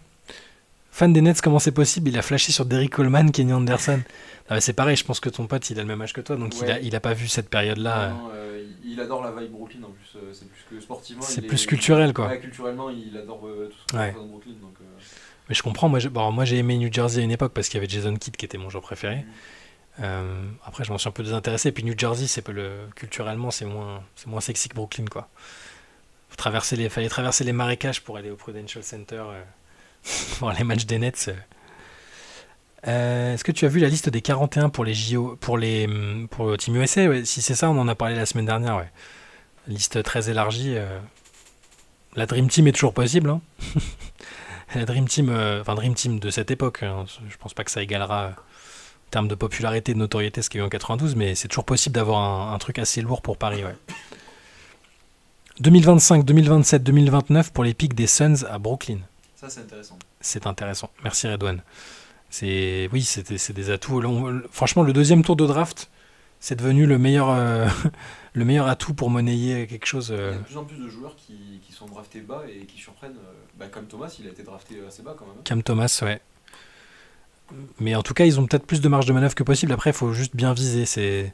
Et surtout se poser la question, est-ce que Brooklyn, c'est une franchise attractive aujourd'hui? Ils l'ont été après avoir fait cette fameuse belle saison de transition quand il y avait D'Angelo Russell et compagnie, et qu'ils ont pu faire venir Kyrie et KD après. Mais ce qui s'est passé a quand même pas aidé à ce que ça crédibilise la franchise. Ça travaille quand même correctement, hein, c'est sérieux. Mais je sais pas s'ils arriveront à attirer vraiment du monde. Ils sont à un meneur All-Star d'être vraiment relou. Ouais, une star tout court. Hein. Oui. Un meneur ou pas, un joueur qui a vraiment l'étiquette star. Je trouve que le coach, donc Jacques Vaughn, ne propose rien. Il s'appelle Jacques, ça fait français, mais il nous représente mal. Je trouve que ça. En fait, moi j'aime bien ce mec, mais je pense effectivement que c'est peut-être plus. Il a plus le profil d'un très bon assistant ou d'un coach d'une équipe jeune, tu sais, pour faire du développement qu'une équipe qui doit passer le cap. Vaughn, il fait partie de ces coachs, ces fameux intérimaires qui step up sortis nulle part, comme on peut en avoir dans beaucoup d'autres sports et pas que le basket, parce qu'il a plutôt bien coaché quand il a dû remplacer Steve Nash au début. Ça se passait bien avec les jeunes, et en fait maintenant que par contre il commence à y avoir plus de talent et la place pour faire des meilleurs résultats, il n'est pas du tout capable de trouver qu'est-ce qui marche et de le faire marcher, et c'est là qu'il monte ses limites. Mais c'est pas le seul, il y a beaucoup comme ça d'assistants qui prennent la place soit d'intérimaire soit de remplaçant à un peu plus long terme. Mais il avait été head coach sans être intérimaire à Orlando aussi. Enfin, il avait été peut-être je sais plus s'il avait, c'était après Van Gundy. Non, il y a eu Frank Vogel. Oh, je suis perdu. Mais il a été head coach sur une saison à Orlando. Donc, mais il a plus une tronche de coach pour bien développer des jeunes que là où aurait aimé, je pense, être les Nets. Mais c'est pas un mauvais coach. Ça, c'est quelque chose à faire aussi chez les Nets, à trouver quelqu'un qui peut les amener. Alors, pas au titre de chute, mais quelqu'un qui peut leur faire passer le cap suivant. Est-ce que c'est lui qui avait fait une magnifique métaphore sur le choix de sa femme en réponse à « Vous êtes un choix par défaut ». Ah, c'est possible, je sais pas. Il faudrait la retrouver celle-là, mais... Là, le problème de Jacques Vaughn, c'est l'attitude qu'il a en conférence de presse après le match. Il est pas alarmiste, alors que clairement, il y a de quoi faire bien, mais ils sont pas bien. C'est marrant, parce que j'allais dire je le trouvais hyper... au match à Paris, on a fait la conf où il était là, du coup, on lui a même posé des questions. Et c'est vrai que je l'ai trouvé il était très souriant, très calme, alors que les Nets, c'était clairement pas dans là où ils aimeraient être. Il n'est pas inquiété par les résultats, alors qu'il devrait l'être, et aussi pour son poste. Et c'est vrai que c'est. En tout cas, dans la manière dont il communique, il y a quelque chose qui ne va pas par rapport aux résultats des Nets. La décla, elle est magnifique. I said to my wife, I might not have been her first choice, and we've been together 20 years. J'ai dit à ma femme que je n'étais peut-être pas son premier choix, mais on est quand même ensemble depuis 20 ans. Moi, je pense à Terry Stotts pour le remplacer. Là, à Brooklyn maintenant là. En fait, Terry Stotts, quand on l'avait aux Blazers justement, c'était pas le coach qui pouvait nous faire aller au bout, mais c'est un bon coach offensif, parce que quand il était là offensivement, on était et pour le coup, je pense que pour une équipe comme les Nets qui a besoin de passer une étape supérieure, ça peut être pas forcément lui, mais le profil qu'il a, ça peut aider. Ouais, mais ouais, je sais pas. Terry Stotts, mais ça aurait été parfait pour Franchement, pour Milwaukee, c'était parfait. Dire, dans l'hypothèse où... Parce qu'on sait que les équipes font venir des coachs expérimentés aussi au cas où le coach sur lequel ils ont fait un pari font que ça fonctionne pas. Et je pense que c'est pour ça que Griffin, il a pété un câble à début. Il s'est dit, lui, il est là pour prendre ma place, en gros, pour faire simple. Mais ça aurait été... je pense que ça aurait été bien. Hein. C'est-à-dire comme pompier, il connaît parfaitement le deuxième meilleur joueur de l'équipe. Ouais. Non, mais en plus, Terry Stotts, c'est quelqu'un qui fait confiance aux jeunes, parce que nous, aux Blazers, il en a lancé. Simmons, il a de suite été mis dans le bain et il a pris confiance quand Stotts était là. Ouais. Et il n'a pas du tout gêné, il lui a fait prendre les responsabilités quand il a été blessé, etc. Et c'est vrai qu'un profil de coach comme Terry Stotts, pour les Nets, où ils ont beaucoup de jeunes en développement, notamment avec Cam Thomas, et ils ont cette base autour de Michael Bridges plus expérimenté, un profil comme Terry Stotts, ça peut être intéressant pour leur faire passer une étape. Et en attendant de trouver le coach qui finalisera le projet et qui amènera les Nets au plus haut possible. C'est validé. Abitunka nous dit super bonne idée, Evan, Terry Stotts. Ça... j'aimerais bien le revoir en NBA. Puis c'est un mec agréable, bon client, francophone. Il s'est fait quand même bien démonter à Portland. Nous, les premiers, on a demandé son. Enfin, je dis on, mais les fans des Blazers. Son départ. Pas forcément sa tête, mais plus parce que c'était une ère qui se terminait, il fallait peut-être trouver quelqu'un d'autre. Mais ça n'empêche que il fait partie de ces coachs qui sont là depuis longtemps, mais qu'on a encore envie de voir. Mais tu vois, Portland, t'aurais bien aimé l'avoir encore, parce que la fameuse expression, tu sais ce que tu perds, tu sais pas ce que tu gagnes. Le remplacement. Je pense qu'il fallait tourner la page. Il fallait essayer quelque chose de nouveau, il fallait tenter, parce que je pense qu'il avait atteint ses limites. Ça aurait juste dû pas être Chauncey Billups, d'après moi, mais bon. Becky Hammon était là. Voilà, si vous voulez un indice sur le prochain MOOC, discrètement, j'écris sur Becky Hammon pour le prochain MOOC. Becky Hammon, c'était parfait. C'était juste parce qu'elle aurait été bien pour le développement. Elle est compétitive tout de suite. Et le cas de Billups, il faut en parler des heures. Lui et des anciens joueurs qui sont coachs et qui vieux qui tournent pendant 50 ans. C'est ça, et qui n'ont pas eu d'expérience avant. Il n'a pas été assistant, on est d'accord. Hein. Au début, il voulait être GM, Billups. Il voulait être GM, il traînait un peu dans les trucs, mais... Et Stotts pour les Nets, ça peut être pas mal ce genre de profil. Ouais. Evan, c'est le CM de Blazers.fr. Non, je le suis, c'est vraiment je suis tous les tweets de Blazers.fr. Tu suis ou tu suis? Je suis. Ah, il suit, ouais, ok. Il me fait beaucoup rire. Et non, je suis pas le CM. Tu pourrais. Chai, si t'as des trucs à faire, tu peux y aller, ton pote gère l'antenne. Je vous ai dit, c'est pas pour rien que je l'ai laissé rester à mes côtés ce soir. Ou l'indice pour le MOOC. Voilà, mais chut, surtout dites pas à Théo. Hein. Je peux me faire allumer la tête. Un MOOC sur les Spurs, pourquoi? Ah, peut-être, je ne sais pas. Shai Evan, tu préfères Steve Nash ou Chauncey Billups en coach? Steve Nash, les dés étaient pipés, c'était compliqué. Hein. Steve Nash, il a vraiment rien fait. Tu préfères quand même ton Billups à Portland? Ah là là. Il y a eu des moments où on a cru que ça pouvait le faire. Alors, au final, c'est peut-être plus les joueurs qui entre eux-mêmes ont réussi à faire des belles situations.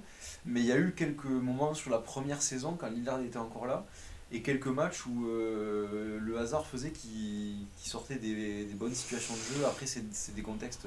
En plus, il arrivait dans un contexte pourri. Ils lui ont rappelé l'affaire d'accusation de viol à l'époque et tout. Enfin, c'était un enfer. Il avait la pression de réussir de suite aussi, parce que il arrive en fin de carrière, mine de rien. Et aussi, ça sentait déjà à la fin avec les Blazers. Mais Steve Nash... Nash, on n'a rien vu en fait, parce que c'était quoi sa marge de manœuvre sur cette équipe? Mais ce que je lui reproche, c'est au moment où il y avait, parce qu'ils ont été souvent absents quand même, les deux Lascar, on n'a pas vu parfois on voit des coachs faire ce qu'ils ont vraiment envie de faire quand ils ont des joueurs moins clinquants. J'ai rien vu du tout. De le revoir dans une équipe qui n'a pas l'ambition de gagner de suite et dans lequel on lui laisse le temps et on le fout pas dans des situations où il y a KD, Harden et Kyrie. On le reverra pas. Il coachera plus. Non, mais lui-même, je pense qu'il veut pas. Il s'est dit, j'ai pas signé pour ça, quoi. Mais par contre, c'est un excellent consultant, par exemple. Je sais pas s'il est reparti bosser avec Non, il est pas reparti bosser avec le Canada. Mais bon, dans tous les cas, c'est un mec qui connaît immensément bien le basket. Hein, J'étais un peu déçu quand j'ai vu que ça n'a pas marché parce que bon joueur qu'il était, avec quand même une belle connaissance du jeu, je pensais que ça pouvait marcher. Et c'est dommage que ça n'a pas pu. Mais c'est ça, je suis d'accord, même la première année, quand les deux étaient pas. C'était pas fou, Nash. C'est. Alors que le Shrek nous dit, j'ai demandé un top 50 all-time à ChatGPT, il a mis 4 en 50. Cette technologie n'est pas encore fiable. Est-ce que t'es sûr que ça t'a demandé à ChatGPT et pas à 4 lui-même? Je pense qu'il se met dans le top 50. Hein. Il fait une excellente saison. C'était un gag récurrent, Evan. L'année dernière, on tapait un peu gratuitement sur Karl Anthony Towns parce que tu sais ces fameuses déclarations où il s'enfermait dans sa chambre quand il voyait les Nuggets aller au titre, comme si c'était la rivalité historique. Bref, Ayton Tom Ted du top 50 all-time. L'année dernière, c'était pas gratuit. Non, oui, quand je dis c'est gratuit, c'est qu'on s'acharnait un peu, on le mettait sur la table, on mettait le sujet sur la table même quand il n'y avait pas matière A, quoi. Après, il y a une théorie, grand joueur égale coach pas dingue. Bah, dans l'immense majorité, oui. Après, tu peux juste être un coach correct, quoi. Ou même un bon coach. Dans les grands joueurs, Larry Bird, il n'a pas coaché longtemps, mais il s'en est plutôt bien sorti. Il n'avait pas une équipe avec que des superstars. Il y a tellement de concours de circonstances aussi. Il faut aussi avoir les circonstances. Ils sont propulsés dans des Nets qui veulent tout de suite avec des fortes têtes superstars, zéro expérience. Larry Bird était l'exception. Ouais, Diamond, c'est un contre-exemple aussi. Alors pour l'instant, c'est une situation différente, mais pour l'instant, elle réussit. Mais après, je suis persuadé que s'il y avait une équipe de mecs, ça se passerait bien aussi. Mais je suis peut-être pas impartial. Et après, non, il y a des exemples. Après, regardez Jason Kidd, c'est très bon, un bon exemple. Je pense pas que Jason Kidd soit un mauvais coach. Il est d'ailleurs souvent apprécié par les joueurs stars de l'équipe. Moi, je l'ai vu tout au début, Kidd, pour le coup, là, je peux en parler parce que la saison que j'ai couverte à New York, il venait d'être nommé coach des Nets. Donc je le voyais dans ses interactions avec les joueurs, avec les médias. Il était très stressé, mais il avait quand même les Garnett, Paul Pierce et tout, il le respectait quand même. Et ils adhéraient, ils ont eu du mal au début, mais ils adhéraient à peu près à ce qu'il proposait. Mais il y a toujours un moment où il pète un plomb en termes de diplomatie. Il a zéro diplomatie et son rapport avec les jeunes joueurs notamment, c'est old school. Mais par exemple, Giannis, qu'il a pourtant fait jouer meneur, il lui a fait des vrais challenges. Giannis, il a quand même appelé le proprio des Bucks parce qu'il voulait que Kidd ne soit pas viré. Et il a dit non, moi je veux intercéder en sa faveur. Ça n'a pas marché, mais à Dallas, je crois pas que Luka Doncic ait vraiment beaucoup de griefs contre Jason Kidd, par exemple. Je pense que si on fout bien, il y a autant de bons joueurs qui ont été bons coachs et mauvais coachs. Faudrait regarder avec d'autres exemples, mais... C'est sûr, forcément, ça claque aux yeux quand un excellent joueur se révèle être un très mauvais coach. Parce que, ouais, voilà, c'est surtout ça. On prend le pas sur les bons joueurs qui ont été au moins des coachs acceptables ou pas trop mauvais. Kiki a raison, le souci des mecs talentueux, c'est que c'est pas forcé de savoir transmettre pourquoi t'étais bon ou ce que tu vois sur le terrain. Et surtout, et c'est ce que Kobe expliquait quand il disait qu'il serait jamais coach en NBA, c'est que il serait trop exigeant en fait. Il pardonnerait pas de voir les mecs ne pas réussir à faire ce que lui était capable de faire. Ouais. Et on voit ça dans plein de... Alors l'exemple de Zidane au foot, alors c'est un peu... c'est pas simple, mais par contre c'est une exception parce qu'il a un palmarès exceptionnel pour une légende, c'est fantastique. Après il s'est pas mis en danger. Deschamps, voilà. Ça parle de foot aussi, Après Deschamps était un joueur besogneux, c'était pas, tu vois, je parle grand joueur limite légende, tu vois. Okay, ouais. Deschamps c'est une légende au palmarès si tu veux, mais c'est pas une légende de joueur comme Zidane, quoi. Ce qui est intéressant, c'est qu'au basket, quand même, les bons joueurs qui savent être des bons coachs, c'est quand même souvent des profils similaires. C'est des joueurs qui, quand même, ils en avaient beaucoup dans la tête. Déjà, en tant que joueurs, ils avaient une bonne compréhension du jeu. C'était pas juste des bons joueurs de ballon, mais ils avaient quand même une bonne compréhension du jeu. C'est là que Steve Nash, j'ai été déçu parce qu'il a joué dans ces contextes-là où il y avait beaucoup de basket réfléchi, avec beaucoup de tactique et bien coaché. Steve Kerr, c'était pas un grand joueur. J'adorais Steve Kerr, c'était mon joueur sur NBA Live 95. Je shootais avec Steve Kerr tout le temps. C'est là que Steve Kerr, il y a quand même. C'est pas un grand joueur. Dont je parle parce qu'il a été dans une équipe hyper bien coachée, avec quand même beaucoup de réflexion sur comment joue l'équipe et il a su appliquer ça. Par contre, Kobe en analyse vidéo était très intéressant. L'émission Details qu'il a pas eu le temps de malheureusement pousser plus loin c'était fascinant. Il prenait une situation de jeu, il la décryptait. Kobe, il avait un œil exceptionnel. Beaucoup de grands coachs étaient besogneux, des milieux intelligents, Deschamps, Ancelotti, Guardiola. Ouais, c'est ça. Derek Fisher, Patum, mais pas juste anciens joueurs. Et puis aussi le schéma que je déteste, c'est ancien joueur qui a pas exercé d'autres fonctions et qui arrive et qui est tout de suite nommé head coach. Donc ça a été le cas de Jason Kidd, même si c'était mon joueur préféré. C'était étonnant de le voir arriver tout de suite à la tête des Nets. Derek Fisher, Steve Kerr. Par l'assistant pour se former un peu, voir comment ça marche. Après, Steve Kerr a été GM, mais il n'avait pas coaché, il n'avait pas occupé de fonction de coach, je crois. Pat Riley, c'était pas un grand joueur non plus, Pedro. Ah non, si tu réponds à qui serait Deschamps en NBA, Pat Riley. T'as raison, Pedro, pardon. C'est exactement ça. Alors, il faudrait que Deschamps devienne président de la Fédération française de foot ou de l'OM ou d'un autre club pour voir Parce que Riley, il a été fort sur le banc et en dehors. Kerr a l'air assez doué pour transmettre. Je me souviens de temps mort où il disait des trucs, Jordan faisait ça à KD pour le convaincre. Kerr, là, même s'il il peut sembler à bout de souffle, il a été exceptionnel sur la période. Il savait tellement bien utiliser son expérience, Kerr, et je pense qu'il le sait encore pour coacher quand ça va pas, et quand même les situations de coaching que tu as l'habitude de faire ne marchent plus. Il savait trouver ce truc pour débloquer la situation. Non, mais il est excellent. Là, peut-être que peut-être une fin de cycle, effectivement, mais c'est quand même. Isaiah Thomas en GM, mais même en coach, Isaiah Thomas, c'était la cata. Hein. C'est la cata partout. Et même en WNBA, c'était la cata. Les légendes ne font pas forcément des très bons coachs ou dirigeants. Est-ce que Riley a les casseroles de Deschamps pour aller au bout de la comparaison? Les casseroles, tu penses à quoi pour les casseroles de Deschamps? La corruption avec l'histoire de corruption avec l'OM ou des trucs comme ça? Parce que Riley, peut-être que Riley a pas toujours fait des trucs propres. Hein. Non, je dis ça absolument gratuitement. Je n'ai aucune information sur Pat Riley. Della Vedova, vous parlez de quoi? Et des gens qui vont dire pour Valbuena. Alors critiquez pas Valbuena quand même. C'était un petit coup de cœur. Alors j'ai du mal à l'entendre parler aujourd'hui parce que c'est pas le plus éloquent des footballeurs français. C'est pas fou, mais j'ai adoré. J'ai adoré qu'il sorte de l'ombre. Je l'avais vu, dis-toi. Je l'ai vu. Donc là, à côté d'ici, il y a le club de Sanois-Saint-Gratien qui jouait en national à une époque, pas très loin de la Ligue 2, mais qui avait pas eu le droit de monter. Et il y a une saison où j'avais vu plein de joueurs qui après ont cartonné. J'ai vu Ribéry avec Brest, il y avait Faubert aussi, enfin des mecs qui après ont été internationaux. Et il y avait Valbuena qui a mis un doublé, je crois, avec Libourne. Savidan qui avait mis un triplé avec Valenciennes. Donc en national, il y avait plein de... Et donc j'avais vu Valbuena sortir de l'ombre comme ça, signer à l'OM après, c'était cool. Je cite pas Della Vedova pour trasher Valbuena, je considère que dans son genre, il était super. Je vois super avec l'Australie. Après, Valbuena, il y a quand même du talent balle en main, du balle au pied. Della Vedova, c'est pure besogne, quoi. TJ Parker, Patam comme coach. Yes, vu aussi Ribéry en national, trop fort. Ça se voyait tout de suite qu'il avait signé à Metz juste après. Non, si, Metz, il a fait Metz, Galatasaray et OM. Non, c'était impressionnant. Ok, il est minuit 33, messieurs, dames. Vu qu'Antoine n'est pas là, on va peut-être pas jouer les prolongations. C'était déjà très agréable d'être avec vous malgré les difficultés organisationnelles. Il y a combien de matchs ce soir? On peut peut-être vite fait... je vais regarder en même temps que je vous parle. Hein, désolé si je regarde le téléphone.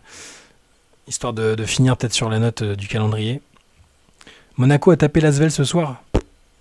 Bravo. Bravo à l'AS Monaco. Alors, le calendrier, qu'est-ce qu'on a? Bientôt, dans moins de 30 minutes, Indiana-Houston. On aime bien dire à chaque fois à la fin les matchs qu'on va regarder, enfin qu'on aimerait bien regarder au pourri. Donc, Evan, tu nous dis les matchs que genre tu mates ou tu zappes pour faire genre TPMP à l'époque, tu vois. Indiana-Houston, c'est pas mal, non? Non, toi tu zappes, ok. Ah ouais. Non, moi je mate. Non, je donne pas de gagnant forcément le shrug, hein, juste on regarde ou pas, est-ce que c'est intéressant ou pas. Merci Jason Dillo d'être montré dans le wagon au passage. Indiana, Houston, moi je mate, Evan pas du tout a priori. New York, Memphis. Pourquoi pas? Memphis, ils vont faire jouer des joueurs de Regional 2. 13 blessés au dernier match. Mais c'est incroyable. Ce genre de match, c'est toujours des belles surprises quand ils font sortir les... Mais en plus, pour moi, il n'y a même pas d'espoir parce que les Knicks, ils jouent sérieux quel que soit l'adversaire. Donc il y a des équipes, tu sais qu'elles vont se relâcher. Je pense que les Knicks, ça va finir à plus 40 cette histoire. Bon, Miami-Orlando, on mate. L'affiche est intéressante. Et en plus, comme ça a été dit dans le chat, il y a un contexte important voilà. En cas de victoire. Bon, moi, par défaut, Orlando pourrait jouer contre Aubervilliers, je regarderai. Brooklyn-Dallas. Oui. Pour voir Kyrie. En fait, moi j'ai l'habitude de regarder les matchs des Nets avec mon ami parce que les Blazers j'adore mais ça joue souvent tard, j'ai pas l'occasion de les voir souvent. Alors les Nets oui par contre et ce qui fait que je me retrouve à regarder peut-être des fois plus de matchs de Nets que de Blazers. Donc oui. On n'a pas parlé de sport à la con ou pays dans lesquels Antoine refuserait de vivre, donc ce n'était pas une late session. Mais on a quand même tenu la late session, Saruman. Après si tu veux, moi je peux te dire dans quel pays je refuserais de vivre ou quel sport je trouve sont des sports à la con, mais non, il n'y en a pas en plus. Je suis très très ouvert, sauf pour le curling peut-être. Pas compris l'intérêt, mais Evan, dans quel pays tu ne voudrais pas vivre? Tu as un ami, Redouane est très intéressé par tout ce qui te concerne, Evan. Je suis allé en Pologne en voyage, j'ai adoré, mais tu voudrais pas y vivre? Non, c'est trop compliqué, trop de différences culturelles par rapport à ce à quoi je suis habitué. Et, l'ambiance générale du pays, c'est quand même très grisâtre et j'aurais du mal. Ouais, j'ai adoré le voyage, j'ai découvert vraiment un pays d'Europe hyper différent de l'Europe que je connais. Mais y vivre, c'est difficile. Moi, dans les pays que j'ai vus et dans lesquels je ne pourrais pas vivre, je t'en parlais tout à l'heure d'ailleurs, justement, la Bulgarie, c'est compliqué. Moi, j'y suis allé en mode station balnéaire à 20 piges, c'était très sympa, mais alors quand tu vas dans les terres un peu, c'est compliqué. C'est vrai, la signature de Tony Snell, ça y est, il a trouvé une équipe? Est-ce qu'il a trouvé une équipe, Tony Snell? Parce qu'il avait plus que quelques jours, je crois, pour signer un contrat, pour avoir ses annuités et pour pouvoir payer les soins de ses enfants qui sont autistes. Parce que lui aussi d'ailleurs, ce serait cool, ouais. Bah, surtout une équipe qui joue rien et qui peut juste filer un contrat de 10 jours, ce serait quand même... Et dans laquelle il pourrait jouer un peu. Ouais, accessoirement, mais j'ai cru entendre parler de Memphis. Bah ce serait bien. Voilà, bah oui, ils ont besoin de joueurs. Ils ont besoin de joueurs. Vétéran accompli. C'est Evan qui fait le CQFR demain matin. Non, malheureusement, je vous avoue que je sais même pas si on va pouvoir faire le CQFR demain matin. Moi, normalement, je ne suis pas là. Antoine et Théo, là, comme je vous le disais, il y a le bouclage du MOOC, donc on va essayer. Je ne vous promets rien. Dans tous les cas, il y aura, je pense que jeudi, il y aura. Mais c'est pas impossible que demain matin, exceptionnellement, il n'y ait pas de CQFR. Restez quand même vigilants, mettez la petite cloche. On va tenter, mais ce sera pas simple. Il n'y a rien d'officiel pour Snell apparemment, mais s'ils en parlent déjà, c'est bien. Il y a forcément une équipe qui va lui donner. Enfin, je pense qu'il n'a pas fini de rendre des services en NBA, Tony Snell, encore. Peut-être, mais c'était touchant son histoire où il t'explique qu'il est diagnostiqué autiste. Alors, bon, on sait que sur le spectre, il y a des variations plus ou moins handicapantes, mais c'était touchant de l'entendre parler de ça. Et puis, il apprend que deux de ses enfants sont autistes aussi. On ne sait pas à quel degré, mais quand c'est détecté jeune, il y a des soins, un accompagnement. Et ça coûte de l'argent, même s'il a une carrière en NBA, même pour un joueur NBA, voilà. Cette histoire de Tony Snell, la honte, la NBA quand même, il devrait le signer dans la journée, même avec la Team Ignite Angélique, ouais. Non, mais ils vont trouver un arrangement, et je pense que même si, admettons qu'ils remplissent pas les conditions, je pense que la NBA qui a un fonds de pension aussi pour aider ses anciens joueurs et des trucs comme ça, ils vont pas le laisser en galère. Ça peut servir à sensibiliser la NBA à cette cause aussi, et avec les joueurs, il peut un petit peu... Peut-être, très possible. Je crois qu'il avait que jusqu'au 2 février pour être éligible. Ouais, je regarderai quand même cette histoire parce que ce serait dommage que... Bon, après, il va peut-être juste rejouer avec une équipe, re-signer un contrat à un moment et ça aidera à payer ça, mais ouais, c'est assez triste. J'espère que ça ira. Après, bon, l'autisme, c'est pas une maladie qui nécessite des soins lourds, de la médecine lourde, mais c'est pour l'accompagnement. C'est-à-dire que c'est jusqu'à la fin de sa vie, ça, selon le degré d'autisme. La NBA se vante d'être une famille, etc. On va pas me faire croire que Memphis, Détroit, Washington ne pouvaient pas faire un effort. Ouais, certainement. Mais je pense quand même qu'ils vont trouver une solution, Redouane. J'ai du mal à croire qu'ils le laissent comme ça. Alors, il n'est pas à la rue ou quoi, et on sait qu'il y a des joueurs qui ont été...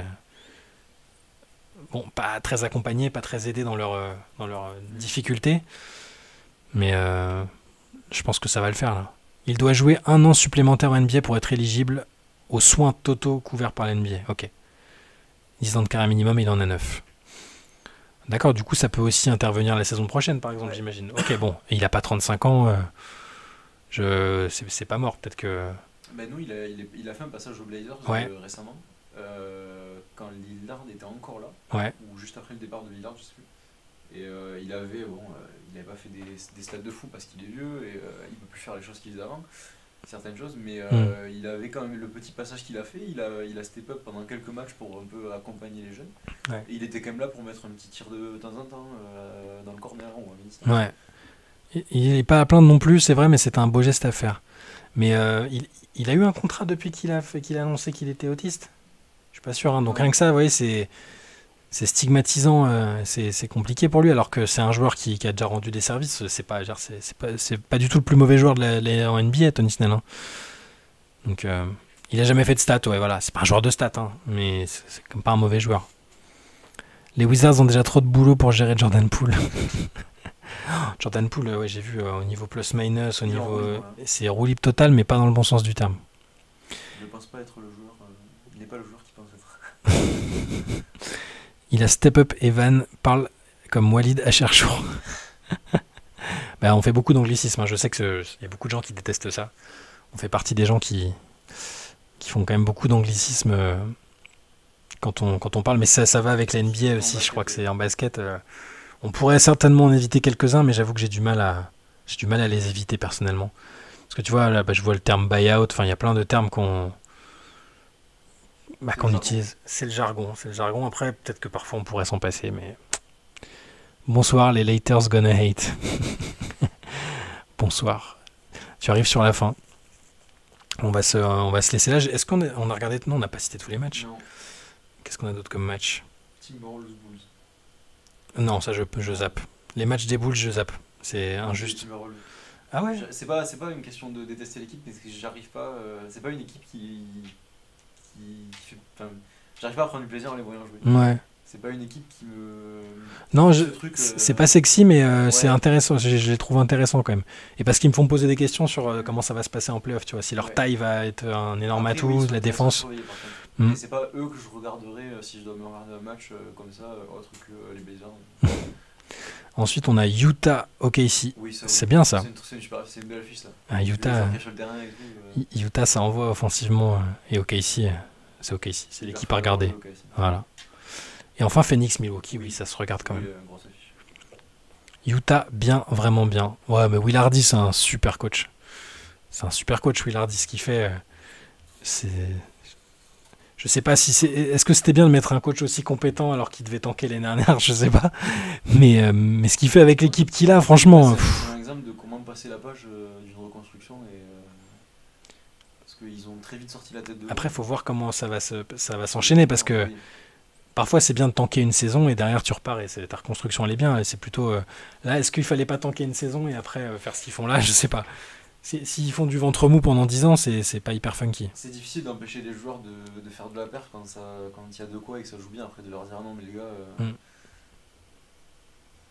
J'ai cru voir passer le line-up du dunk contest. Pour l'instant, on a... Mac McClung qui va remettre son titre en jeu.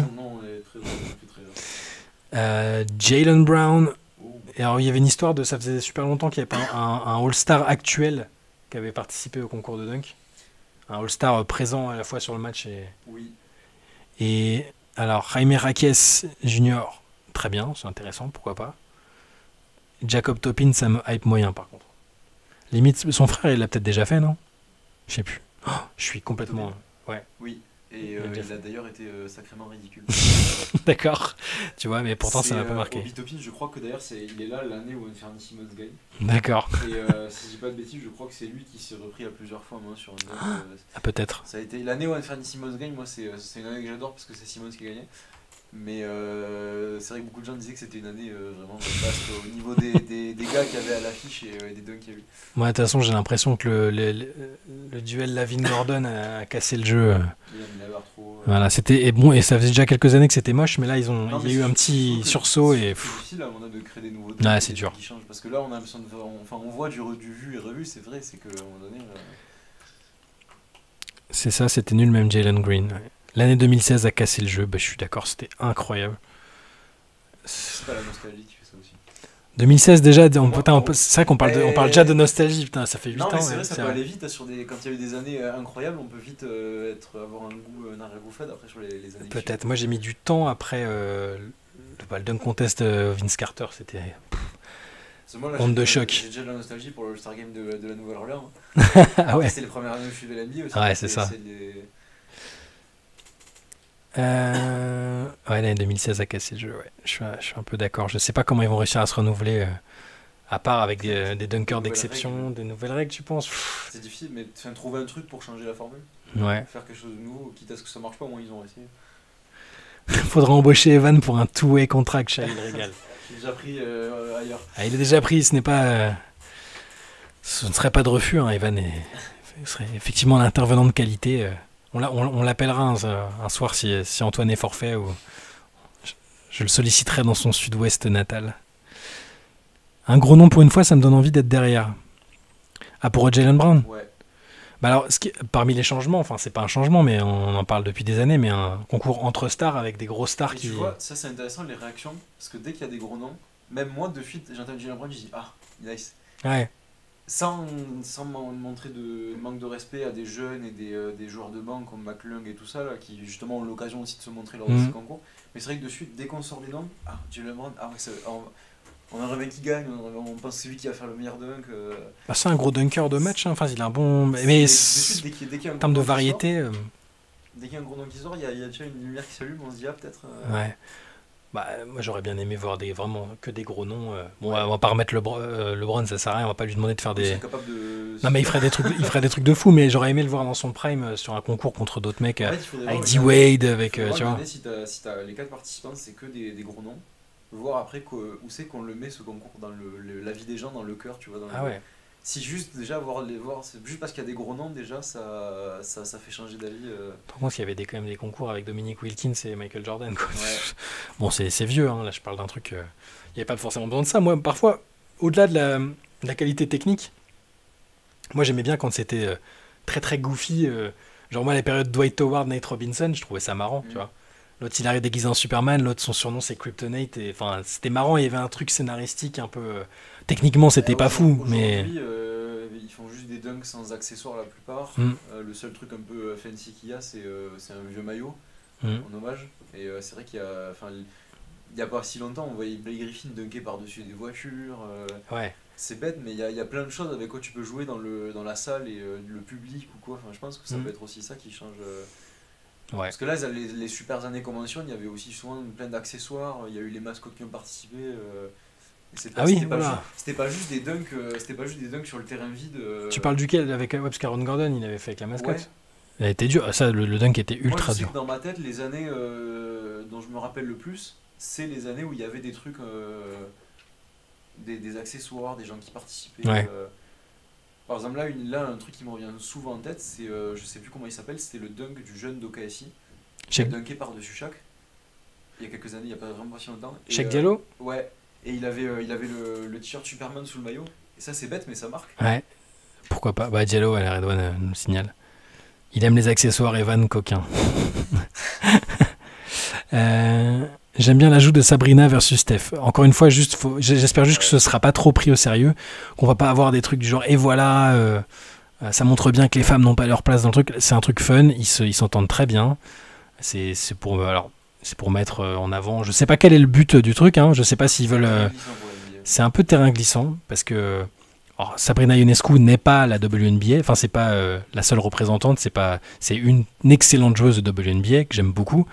Mais je sais pas s'ils veulent mettre en avant la ligue ou une joueuse en particulier, je sais pas. Mais il faudrait juste que ce soit fun, qu'il n'y ait pas de jugement de valeur dessus, qu'on se dise pas si Steph Curry gagne, ah bah voilà, qu'est-ce qu'elle est venue foutre là, c'était pas sa place.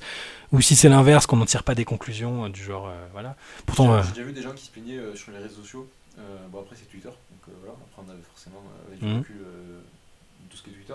Mais qui se plaignait que Sabrina du coup elle aurait une ligne différente parce que c'est les lignes NBA. Ouais mais c'est comme ça qu'elle shoot quoi. Ouais c'est pour ça. Non mais c'est déjà en fait quand ça a été annoncé on a vu les réactions de plein de gens hyper négatives et avec plein de préjugés et tout ça. Mais elle veut bien shooter, sauf qu'elle sait qu'elle a moins de chance. Enfin déjà tu shootes contre Curry sur un concours, bon voilà, mais même si t'es la meilleure. En fait ça fait à la fois hyper plaisir de voir Sabrina venir shooter et mettre en avant la WNBA.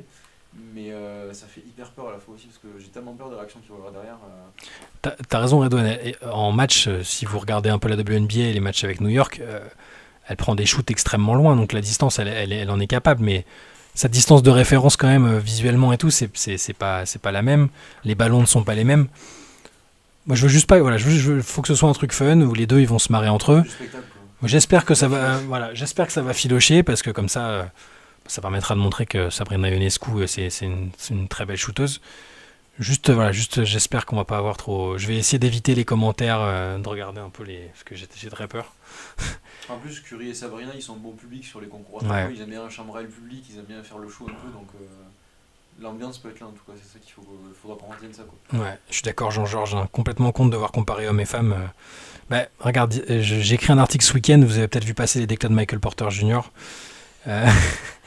qui à la base, en plus, ces dernières semaines, je sais plus pourquoi, on regardait avec Antoine, on s'est dit, en fait, il est cool, c'est cool, il est sympa, il arrive, il dit, mais je kiffe la WNBA, je joue en Brianna Stewart, enfin avec les chaussures signature de Brianna, j'ai mes sœurs qui jouent à la fac de Missouri, alors tu dis cool, un allié, entre guillemets, un mec qui va pas dauber sur la WNBA, le basket féminin, et là, tu sais pas pourquoi il commence à se dire, ouais, non mais...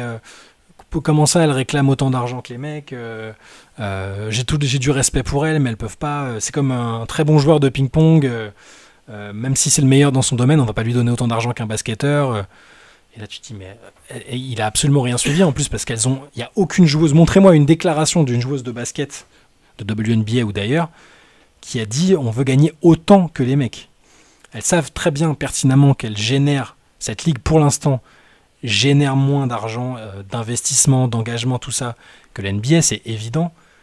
Elles veulent juste une meilleure répartition des salaires. Le pourcentage alloué à ce qu'elles gagnent, elles, est beaucoup plus faible qu'en NBA, c'est tout. Morgan Rapinoe type of déclat. Megan Rapinoe. Oui, mais sauf qu'elle, c'est pour l'équipe nationale. C'est une problématique différente.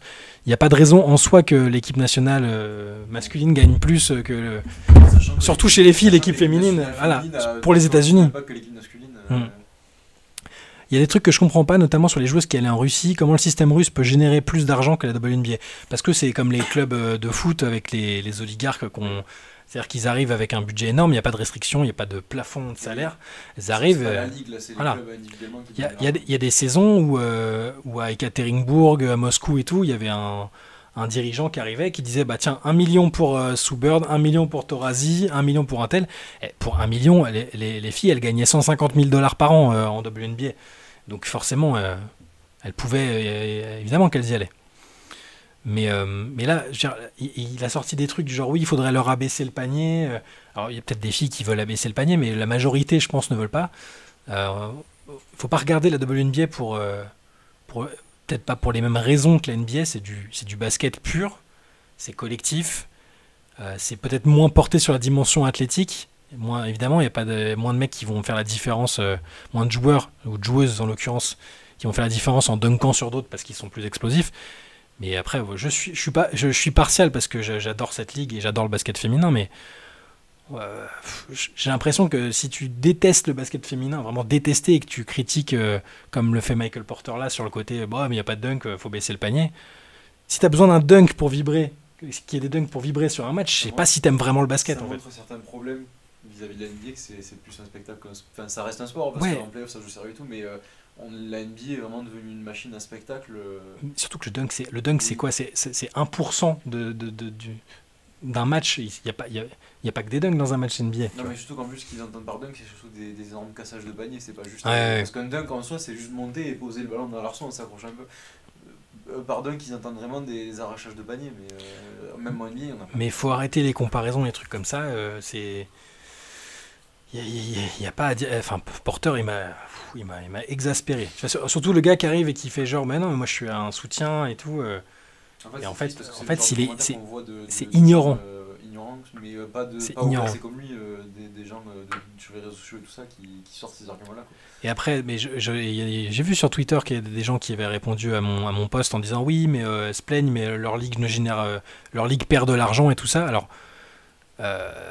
Il y a des investissements qui sont faits, les audiences sont en augmentation, il y a des investisseurs qui arrivent, on voit des anciens joueurs qui viennent dedans, Dwayne Wade a investi, il y a Tom Brady qui a investi avec les Aces, enfin, c'est en train, mais c'est une ligue jeune, il y a du boulot, ça a aussi des liens avec la question de l'égalité homme-femme dans la société au niveau salarial, plein de trucs comme ça, il y a plein de sujets qui touchent à ça, mais il faut arrêter de comparer, personne ne vous oblige à regarder la WNBA. Moi, je vous y enjoins parce que je trouve que c'est hyper intéressant, que c'est une densité de match et de niveau de compétitivité qui est sans pareil.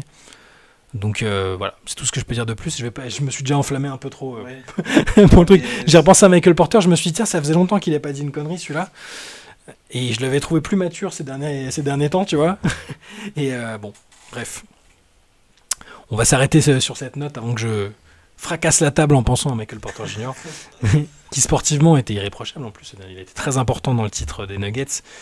Et il avait même fait des podcasts intéressants cette année avec Jokic, avec ses coéquipiers, c'était intéressant. Et là, petite rechute, voilà. Ce n'est pas grave, il n'y a pas mort d'homme. Il n'était pas plus mature, juste il parlait pas. Non, mais il parlait en plus. Et si vous vous rappelez, ces dernières années, il nous avait sorti des trucs au plus fort de Black Lives Matter. Alors je dis pas qu'il doit être dans la rue à porter des trucs, mais il n'est pas concerné par le sujet, mais il parlait des vies des policiers avant tout. Il était très Blue Lives Matter, donc c'était un peu étonnant. Plein de trucs comme ça. Bon, on va pas parler de la vaccination et autres trucs comme ça, mais il avait un avis assez bizarre sur le sujet. Il avait l'impression qu'on voulait le... Bon, il était sur des théories un peu complotistes qui étaient calées plus loin que le simple j'ai le droit de ne pas me vacciner, effectivement. Il avait le droit de ne pas se vacciner, mais il était parti sur des trucs un peu complotistes qui m'avaient un peu saoulé. Bref, oui, voilà, c'est le Q de QAnon. Bref, voilà, je me suis assez emporté. On va se laisser là-dessus. Est-ce qu'on a... Non, on a cité tous les matchs de tout à l'heure. Il y en a un qui va commencer bientôt. Ouais, ça a dû commencer. Nous, on va regarder ça tranquillement sur le chemin du retour. On va se laisser là-dessus. Merci beaucoup d'avoir été là. Une grosse pensée pour Antoine, qui n'a toujours pas bougé. Tu as raison, Borens.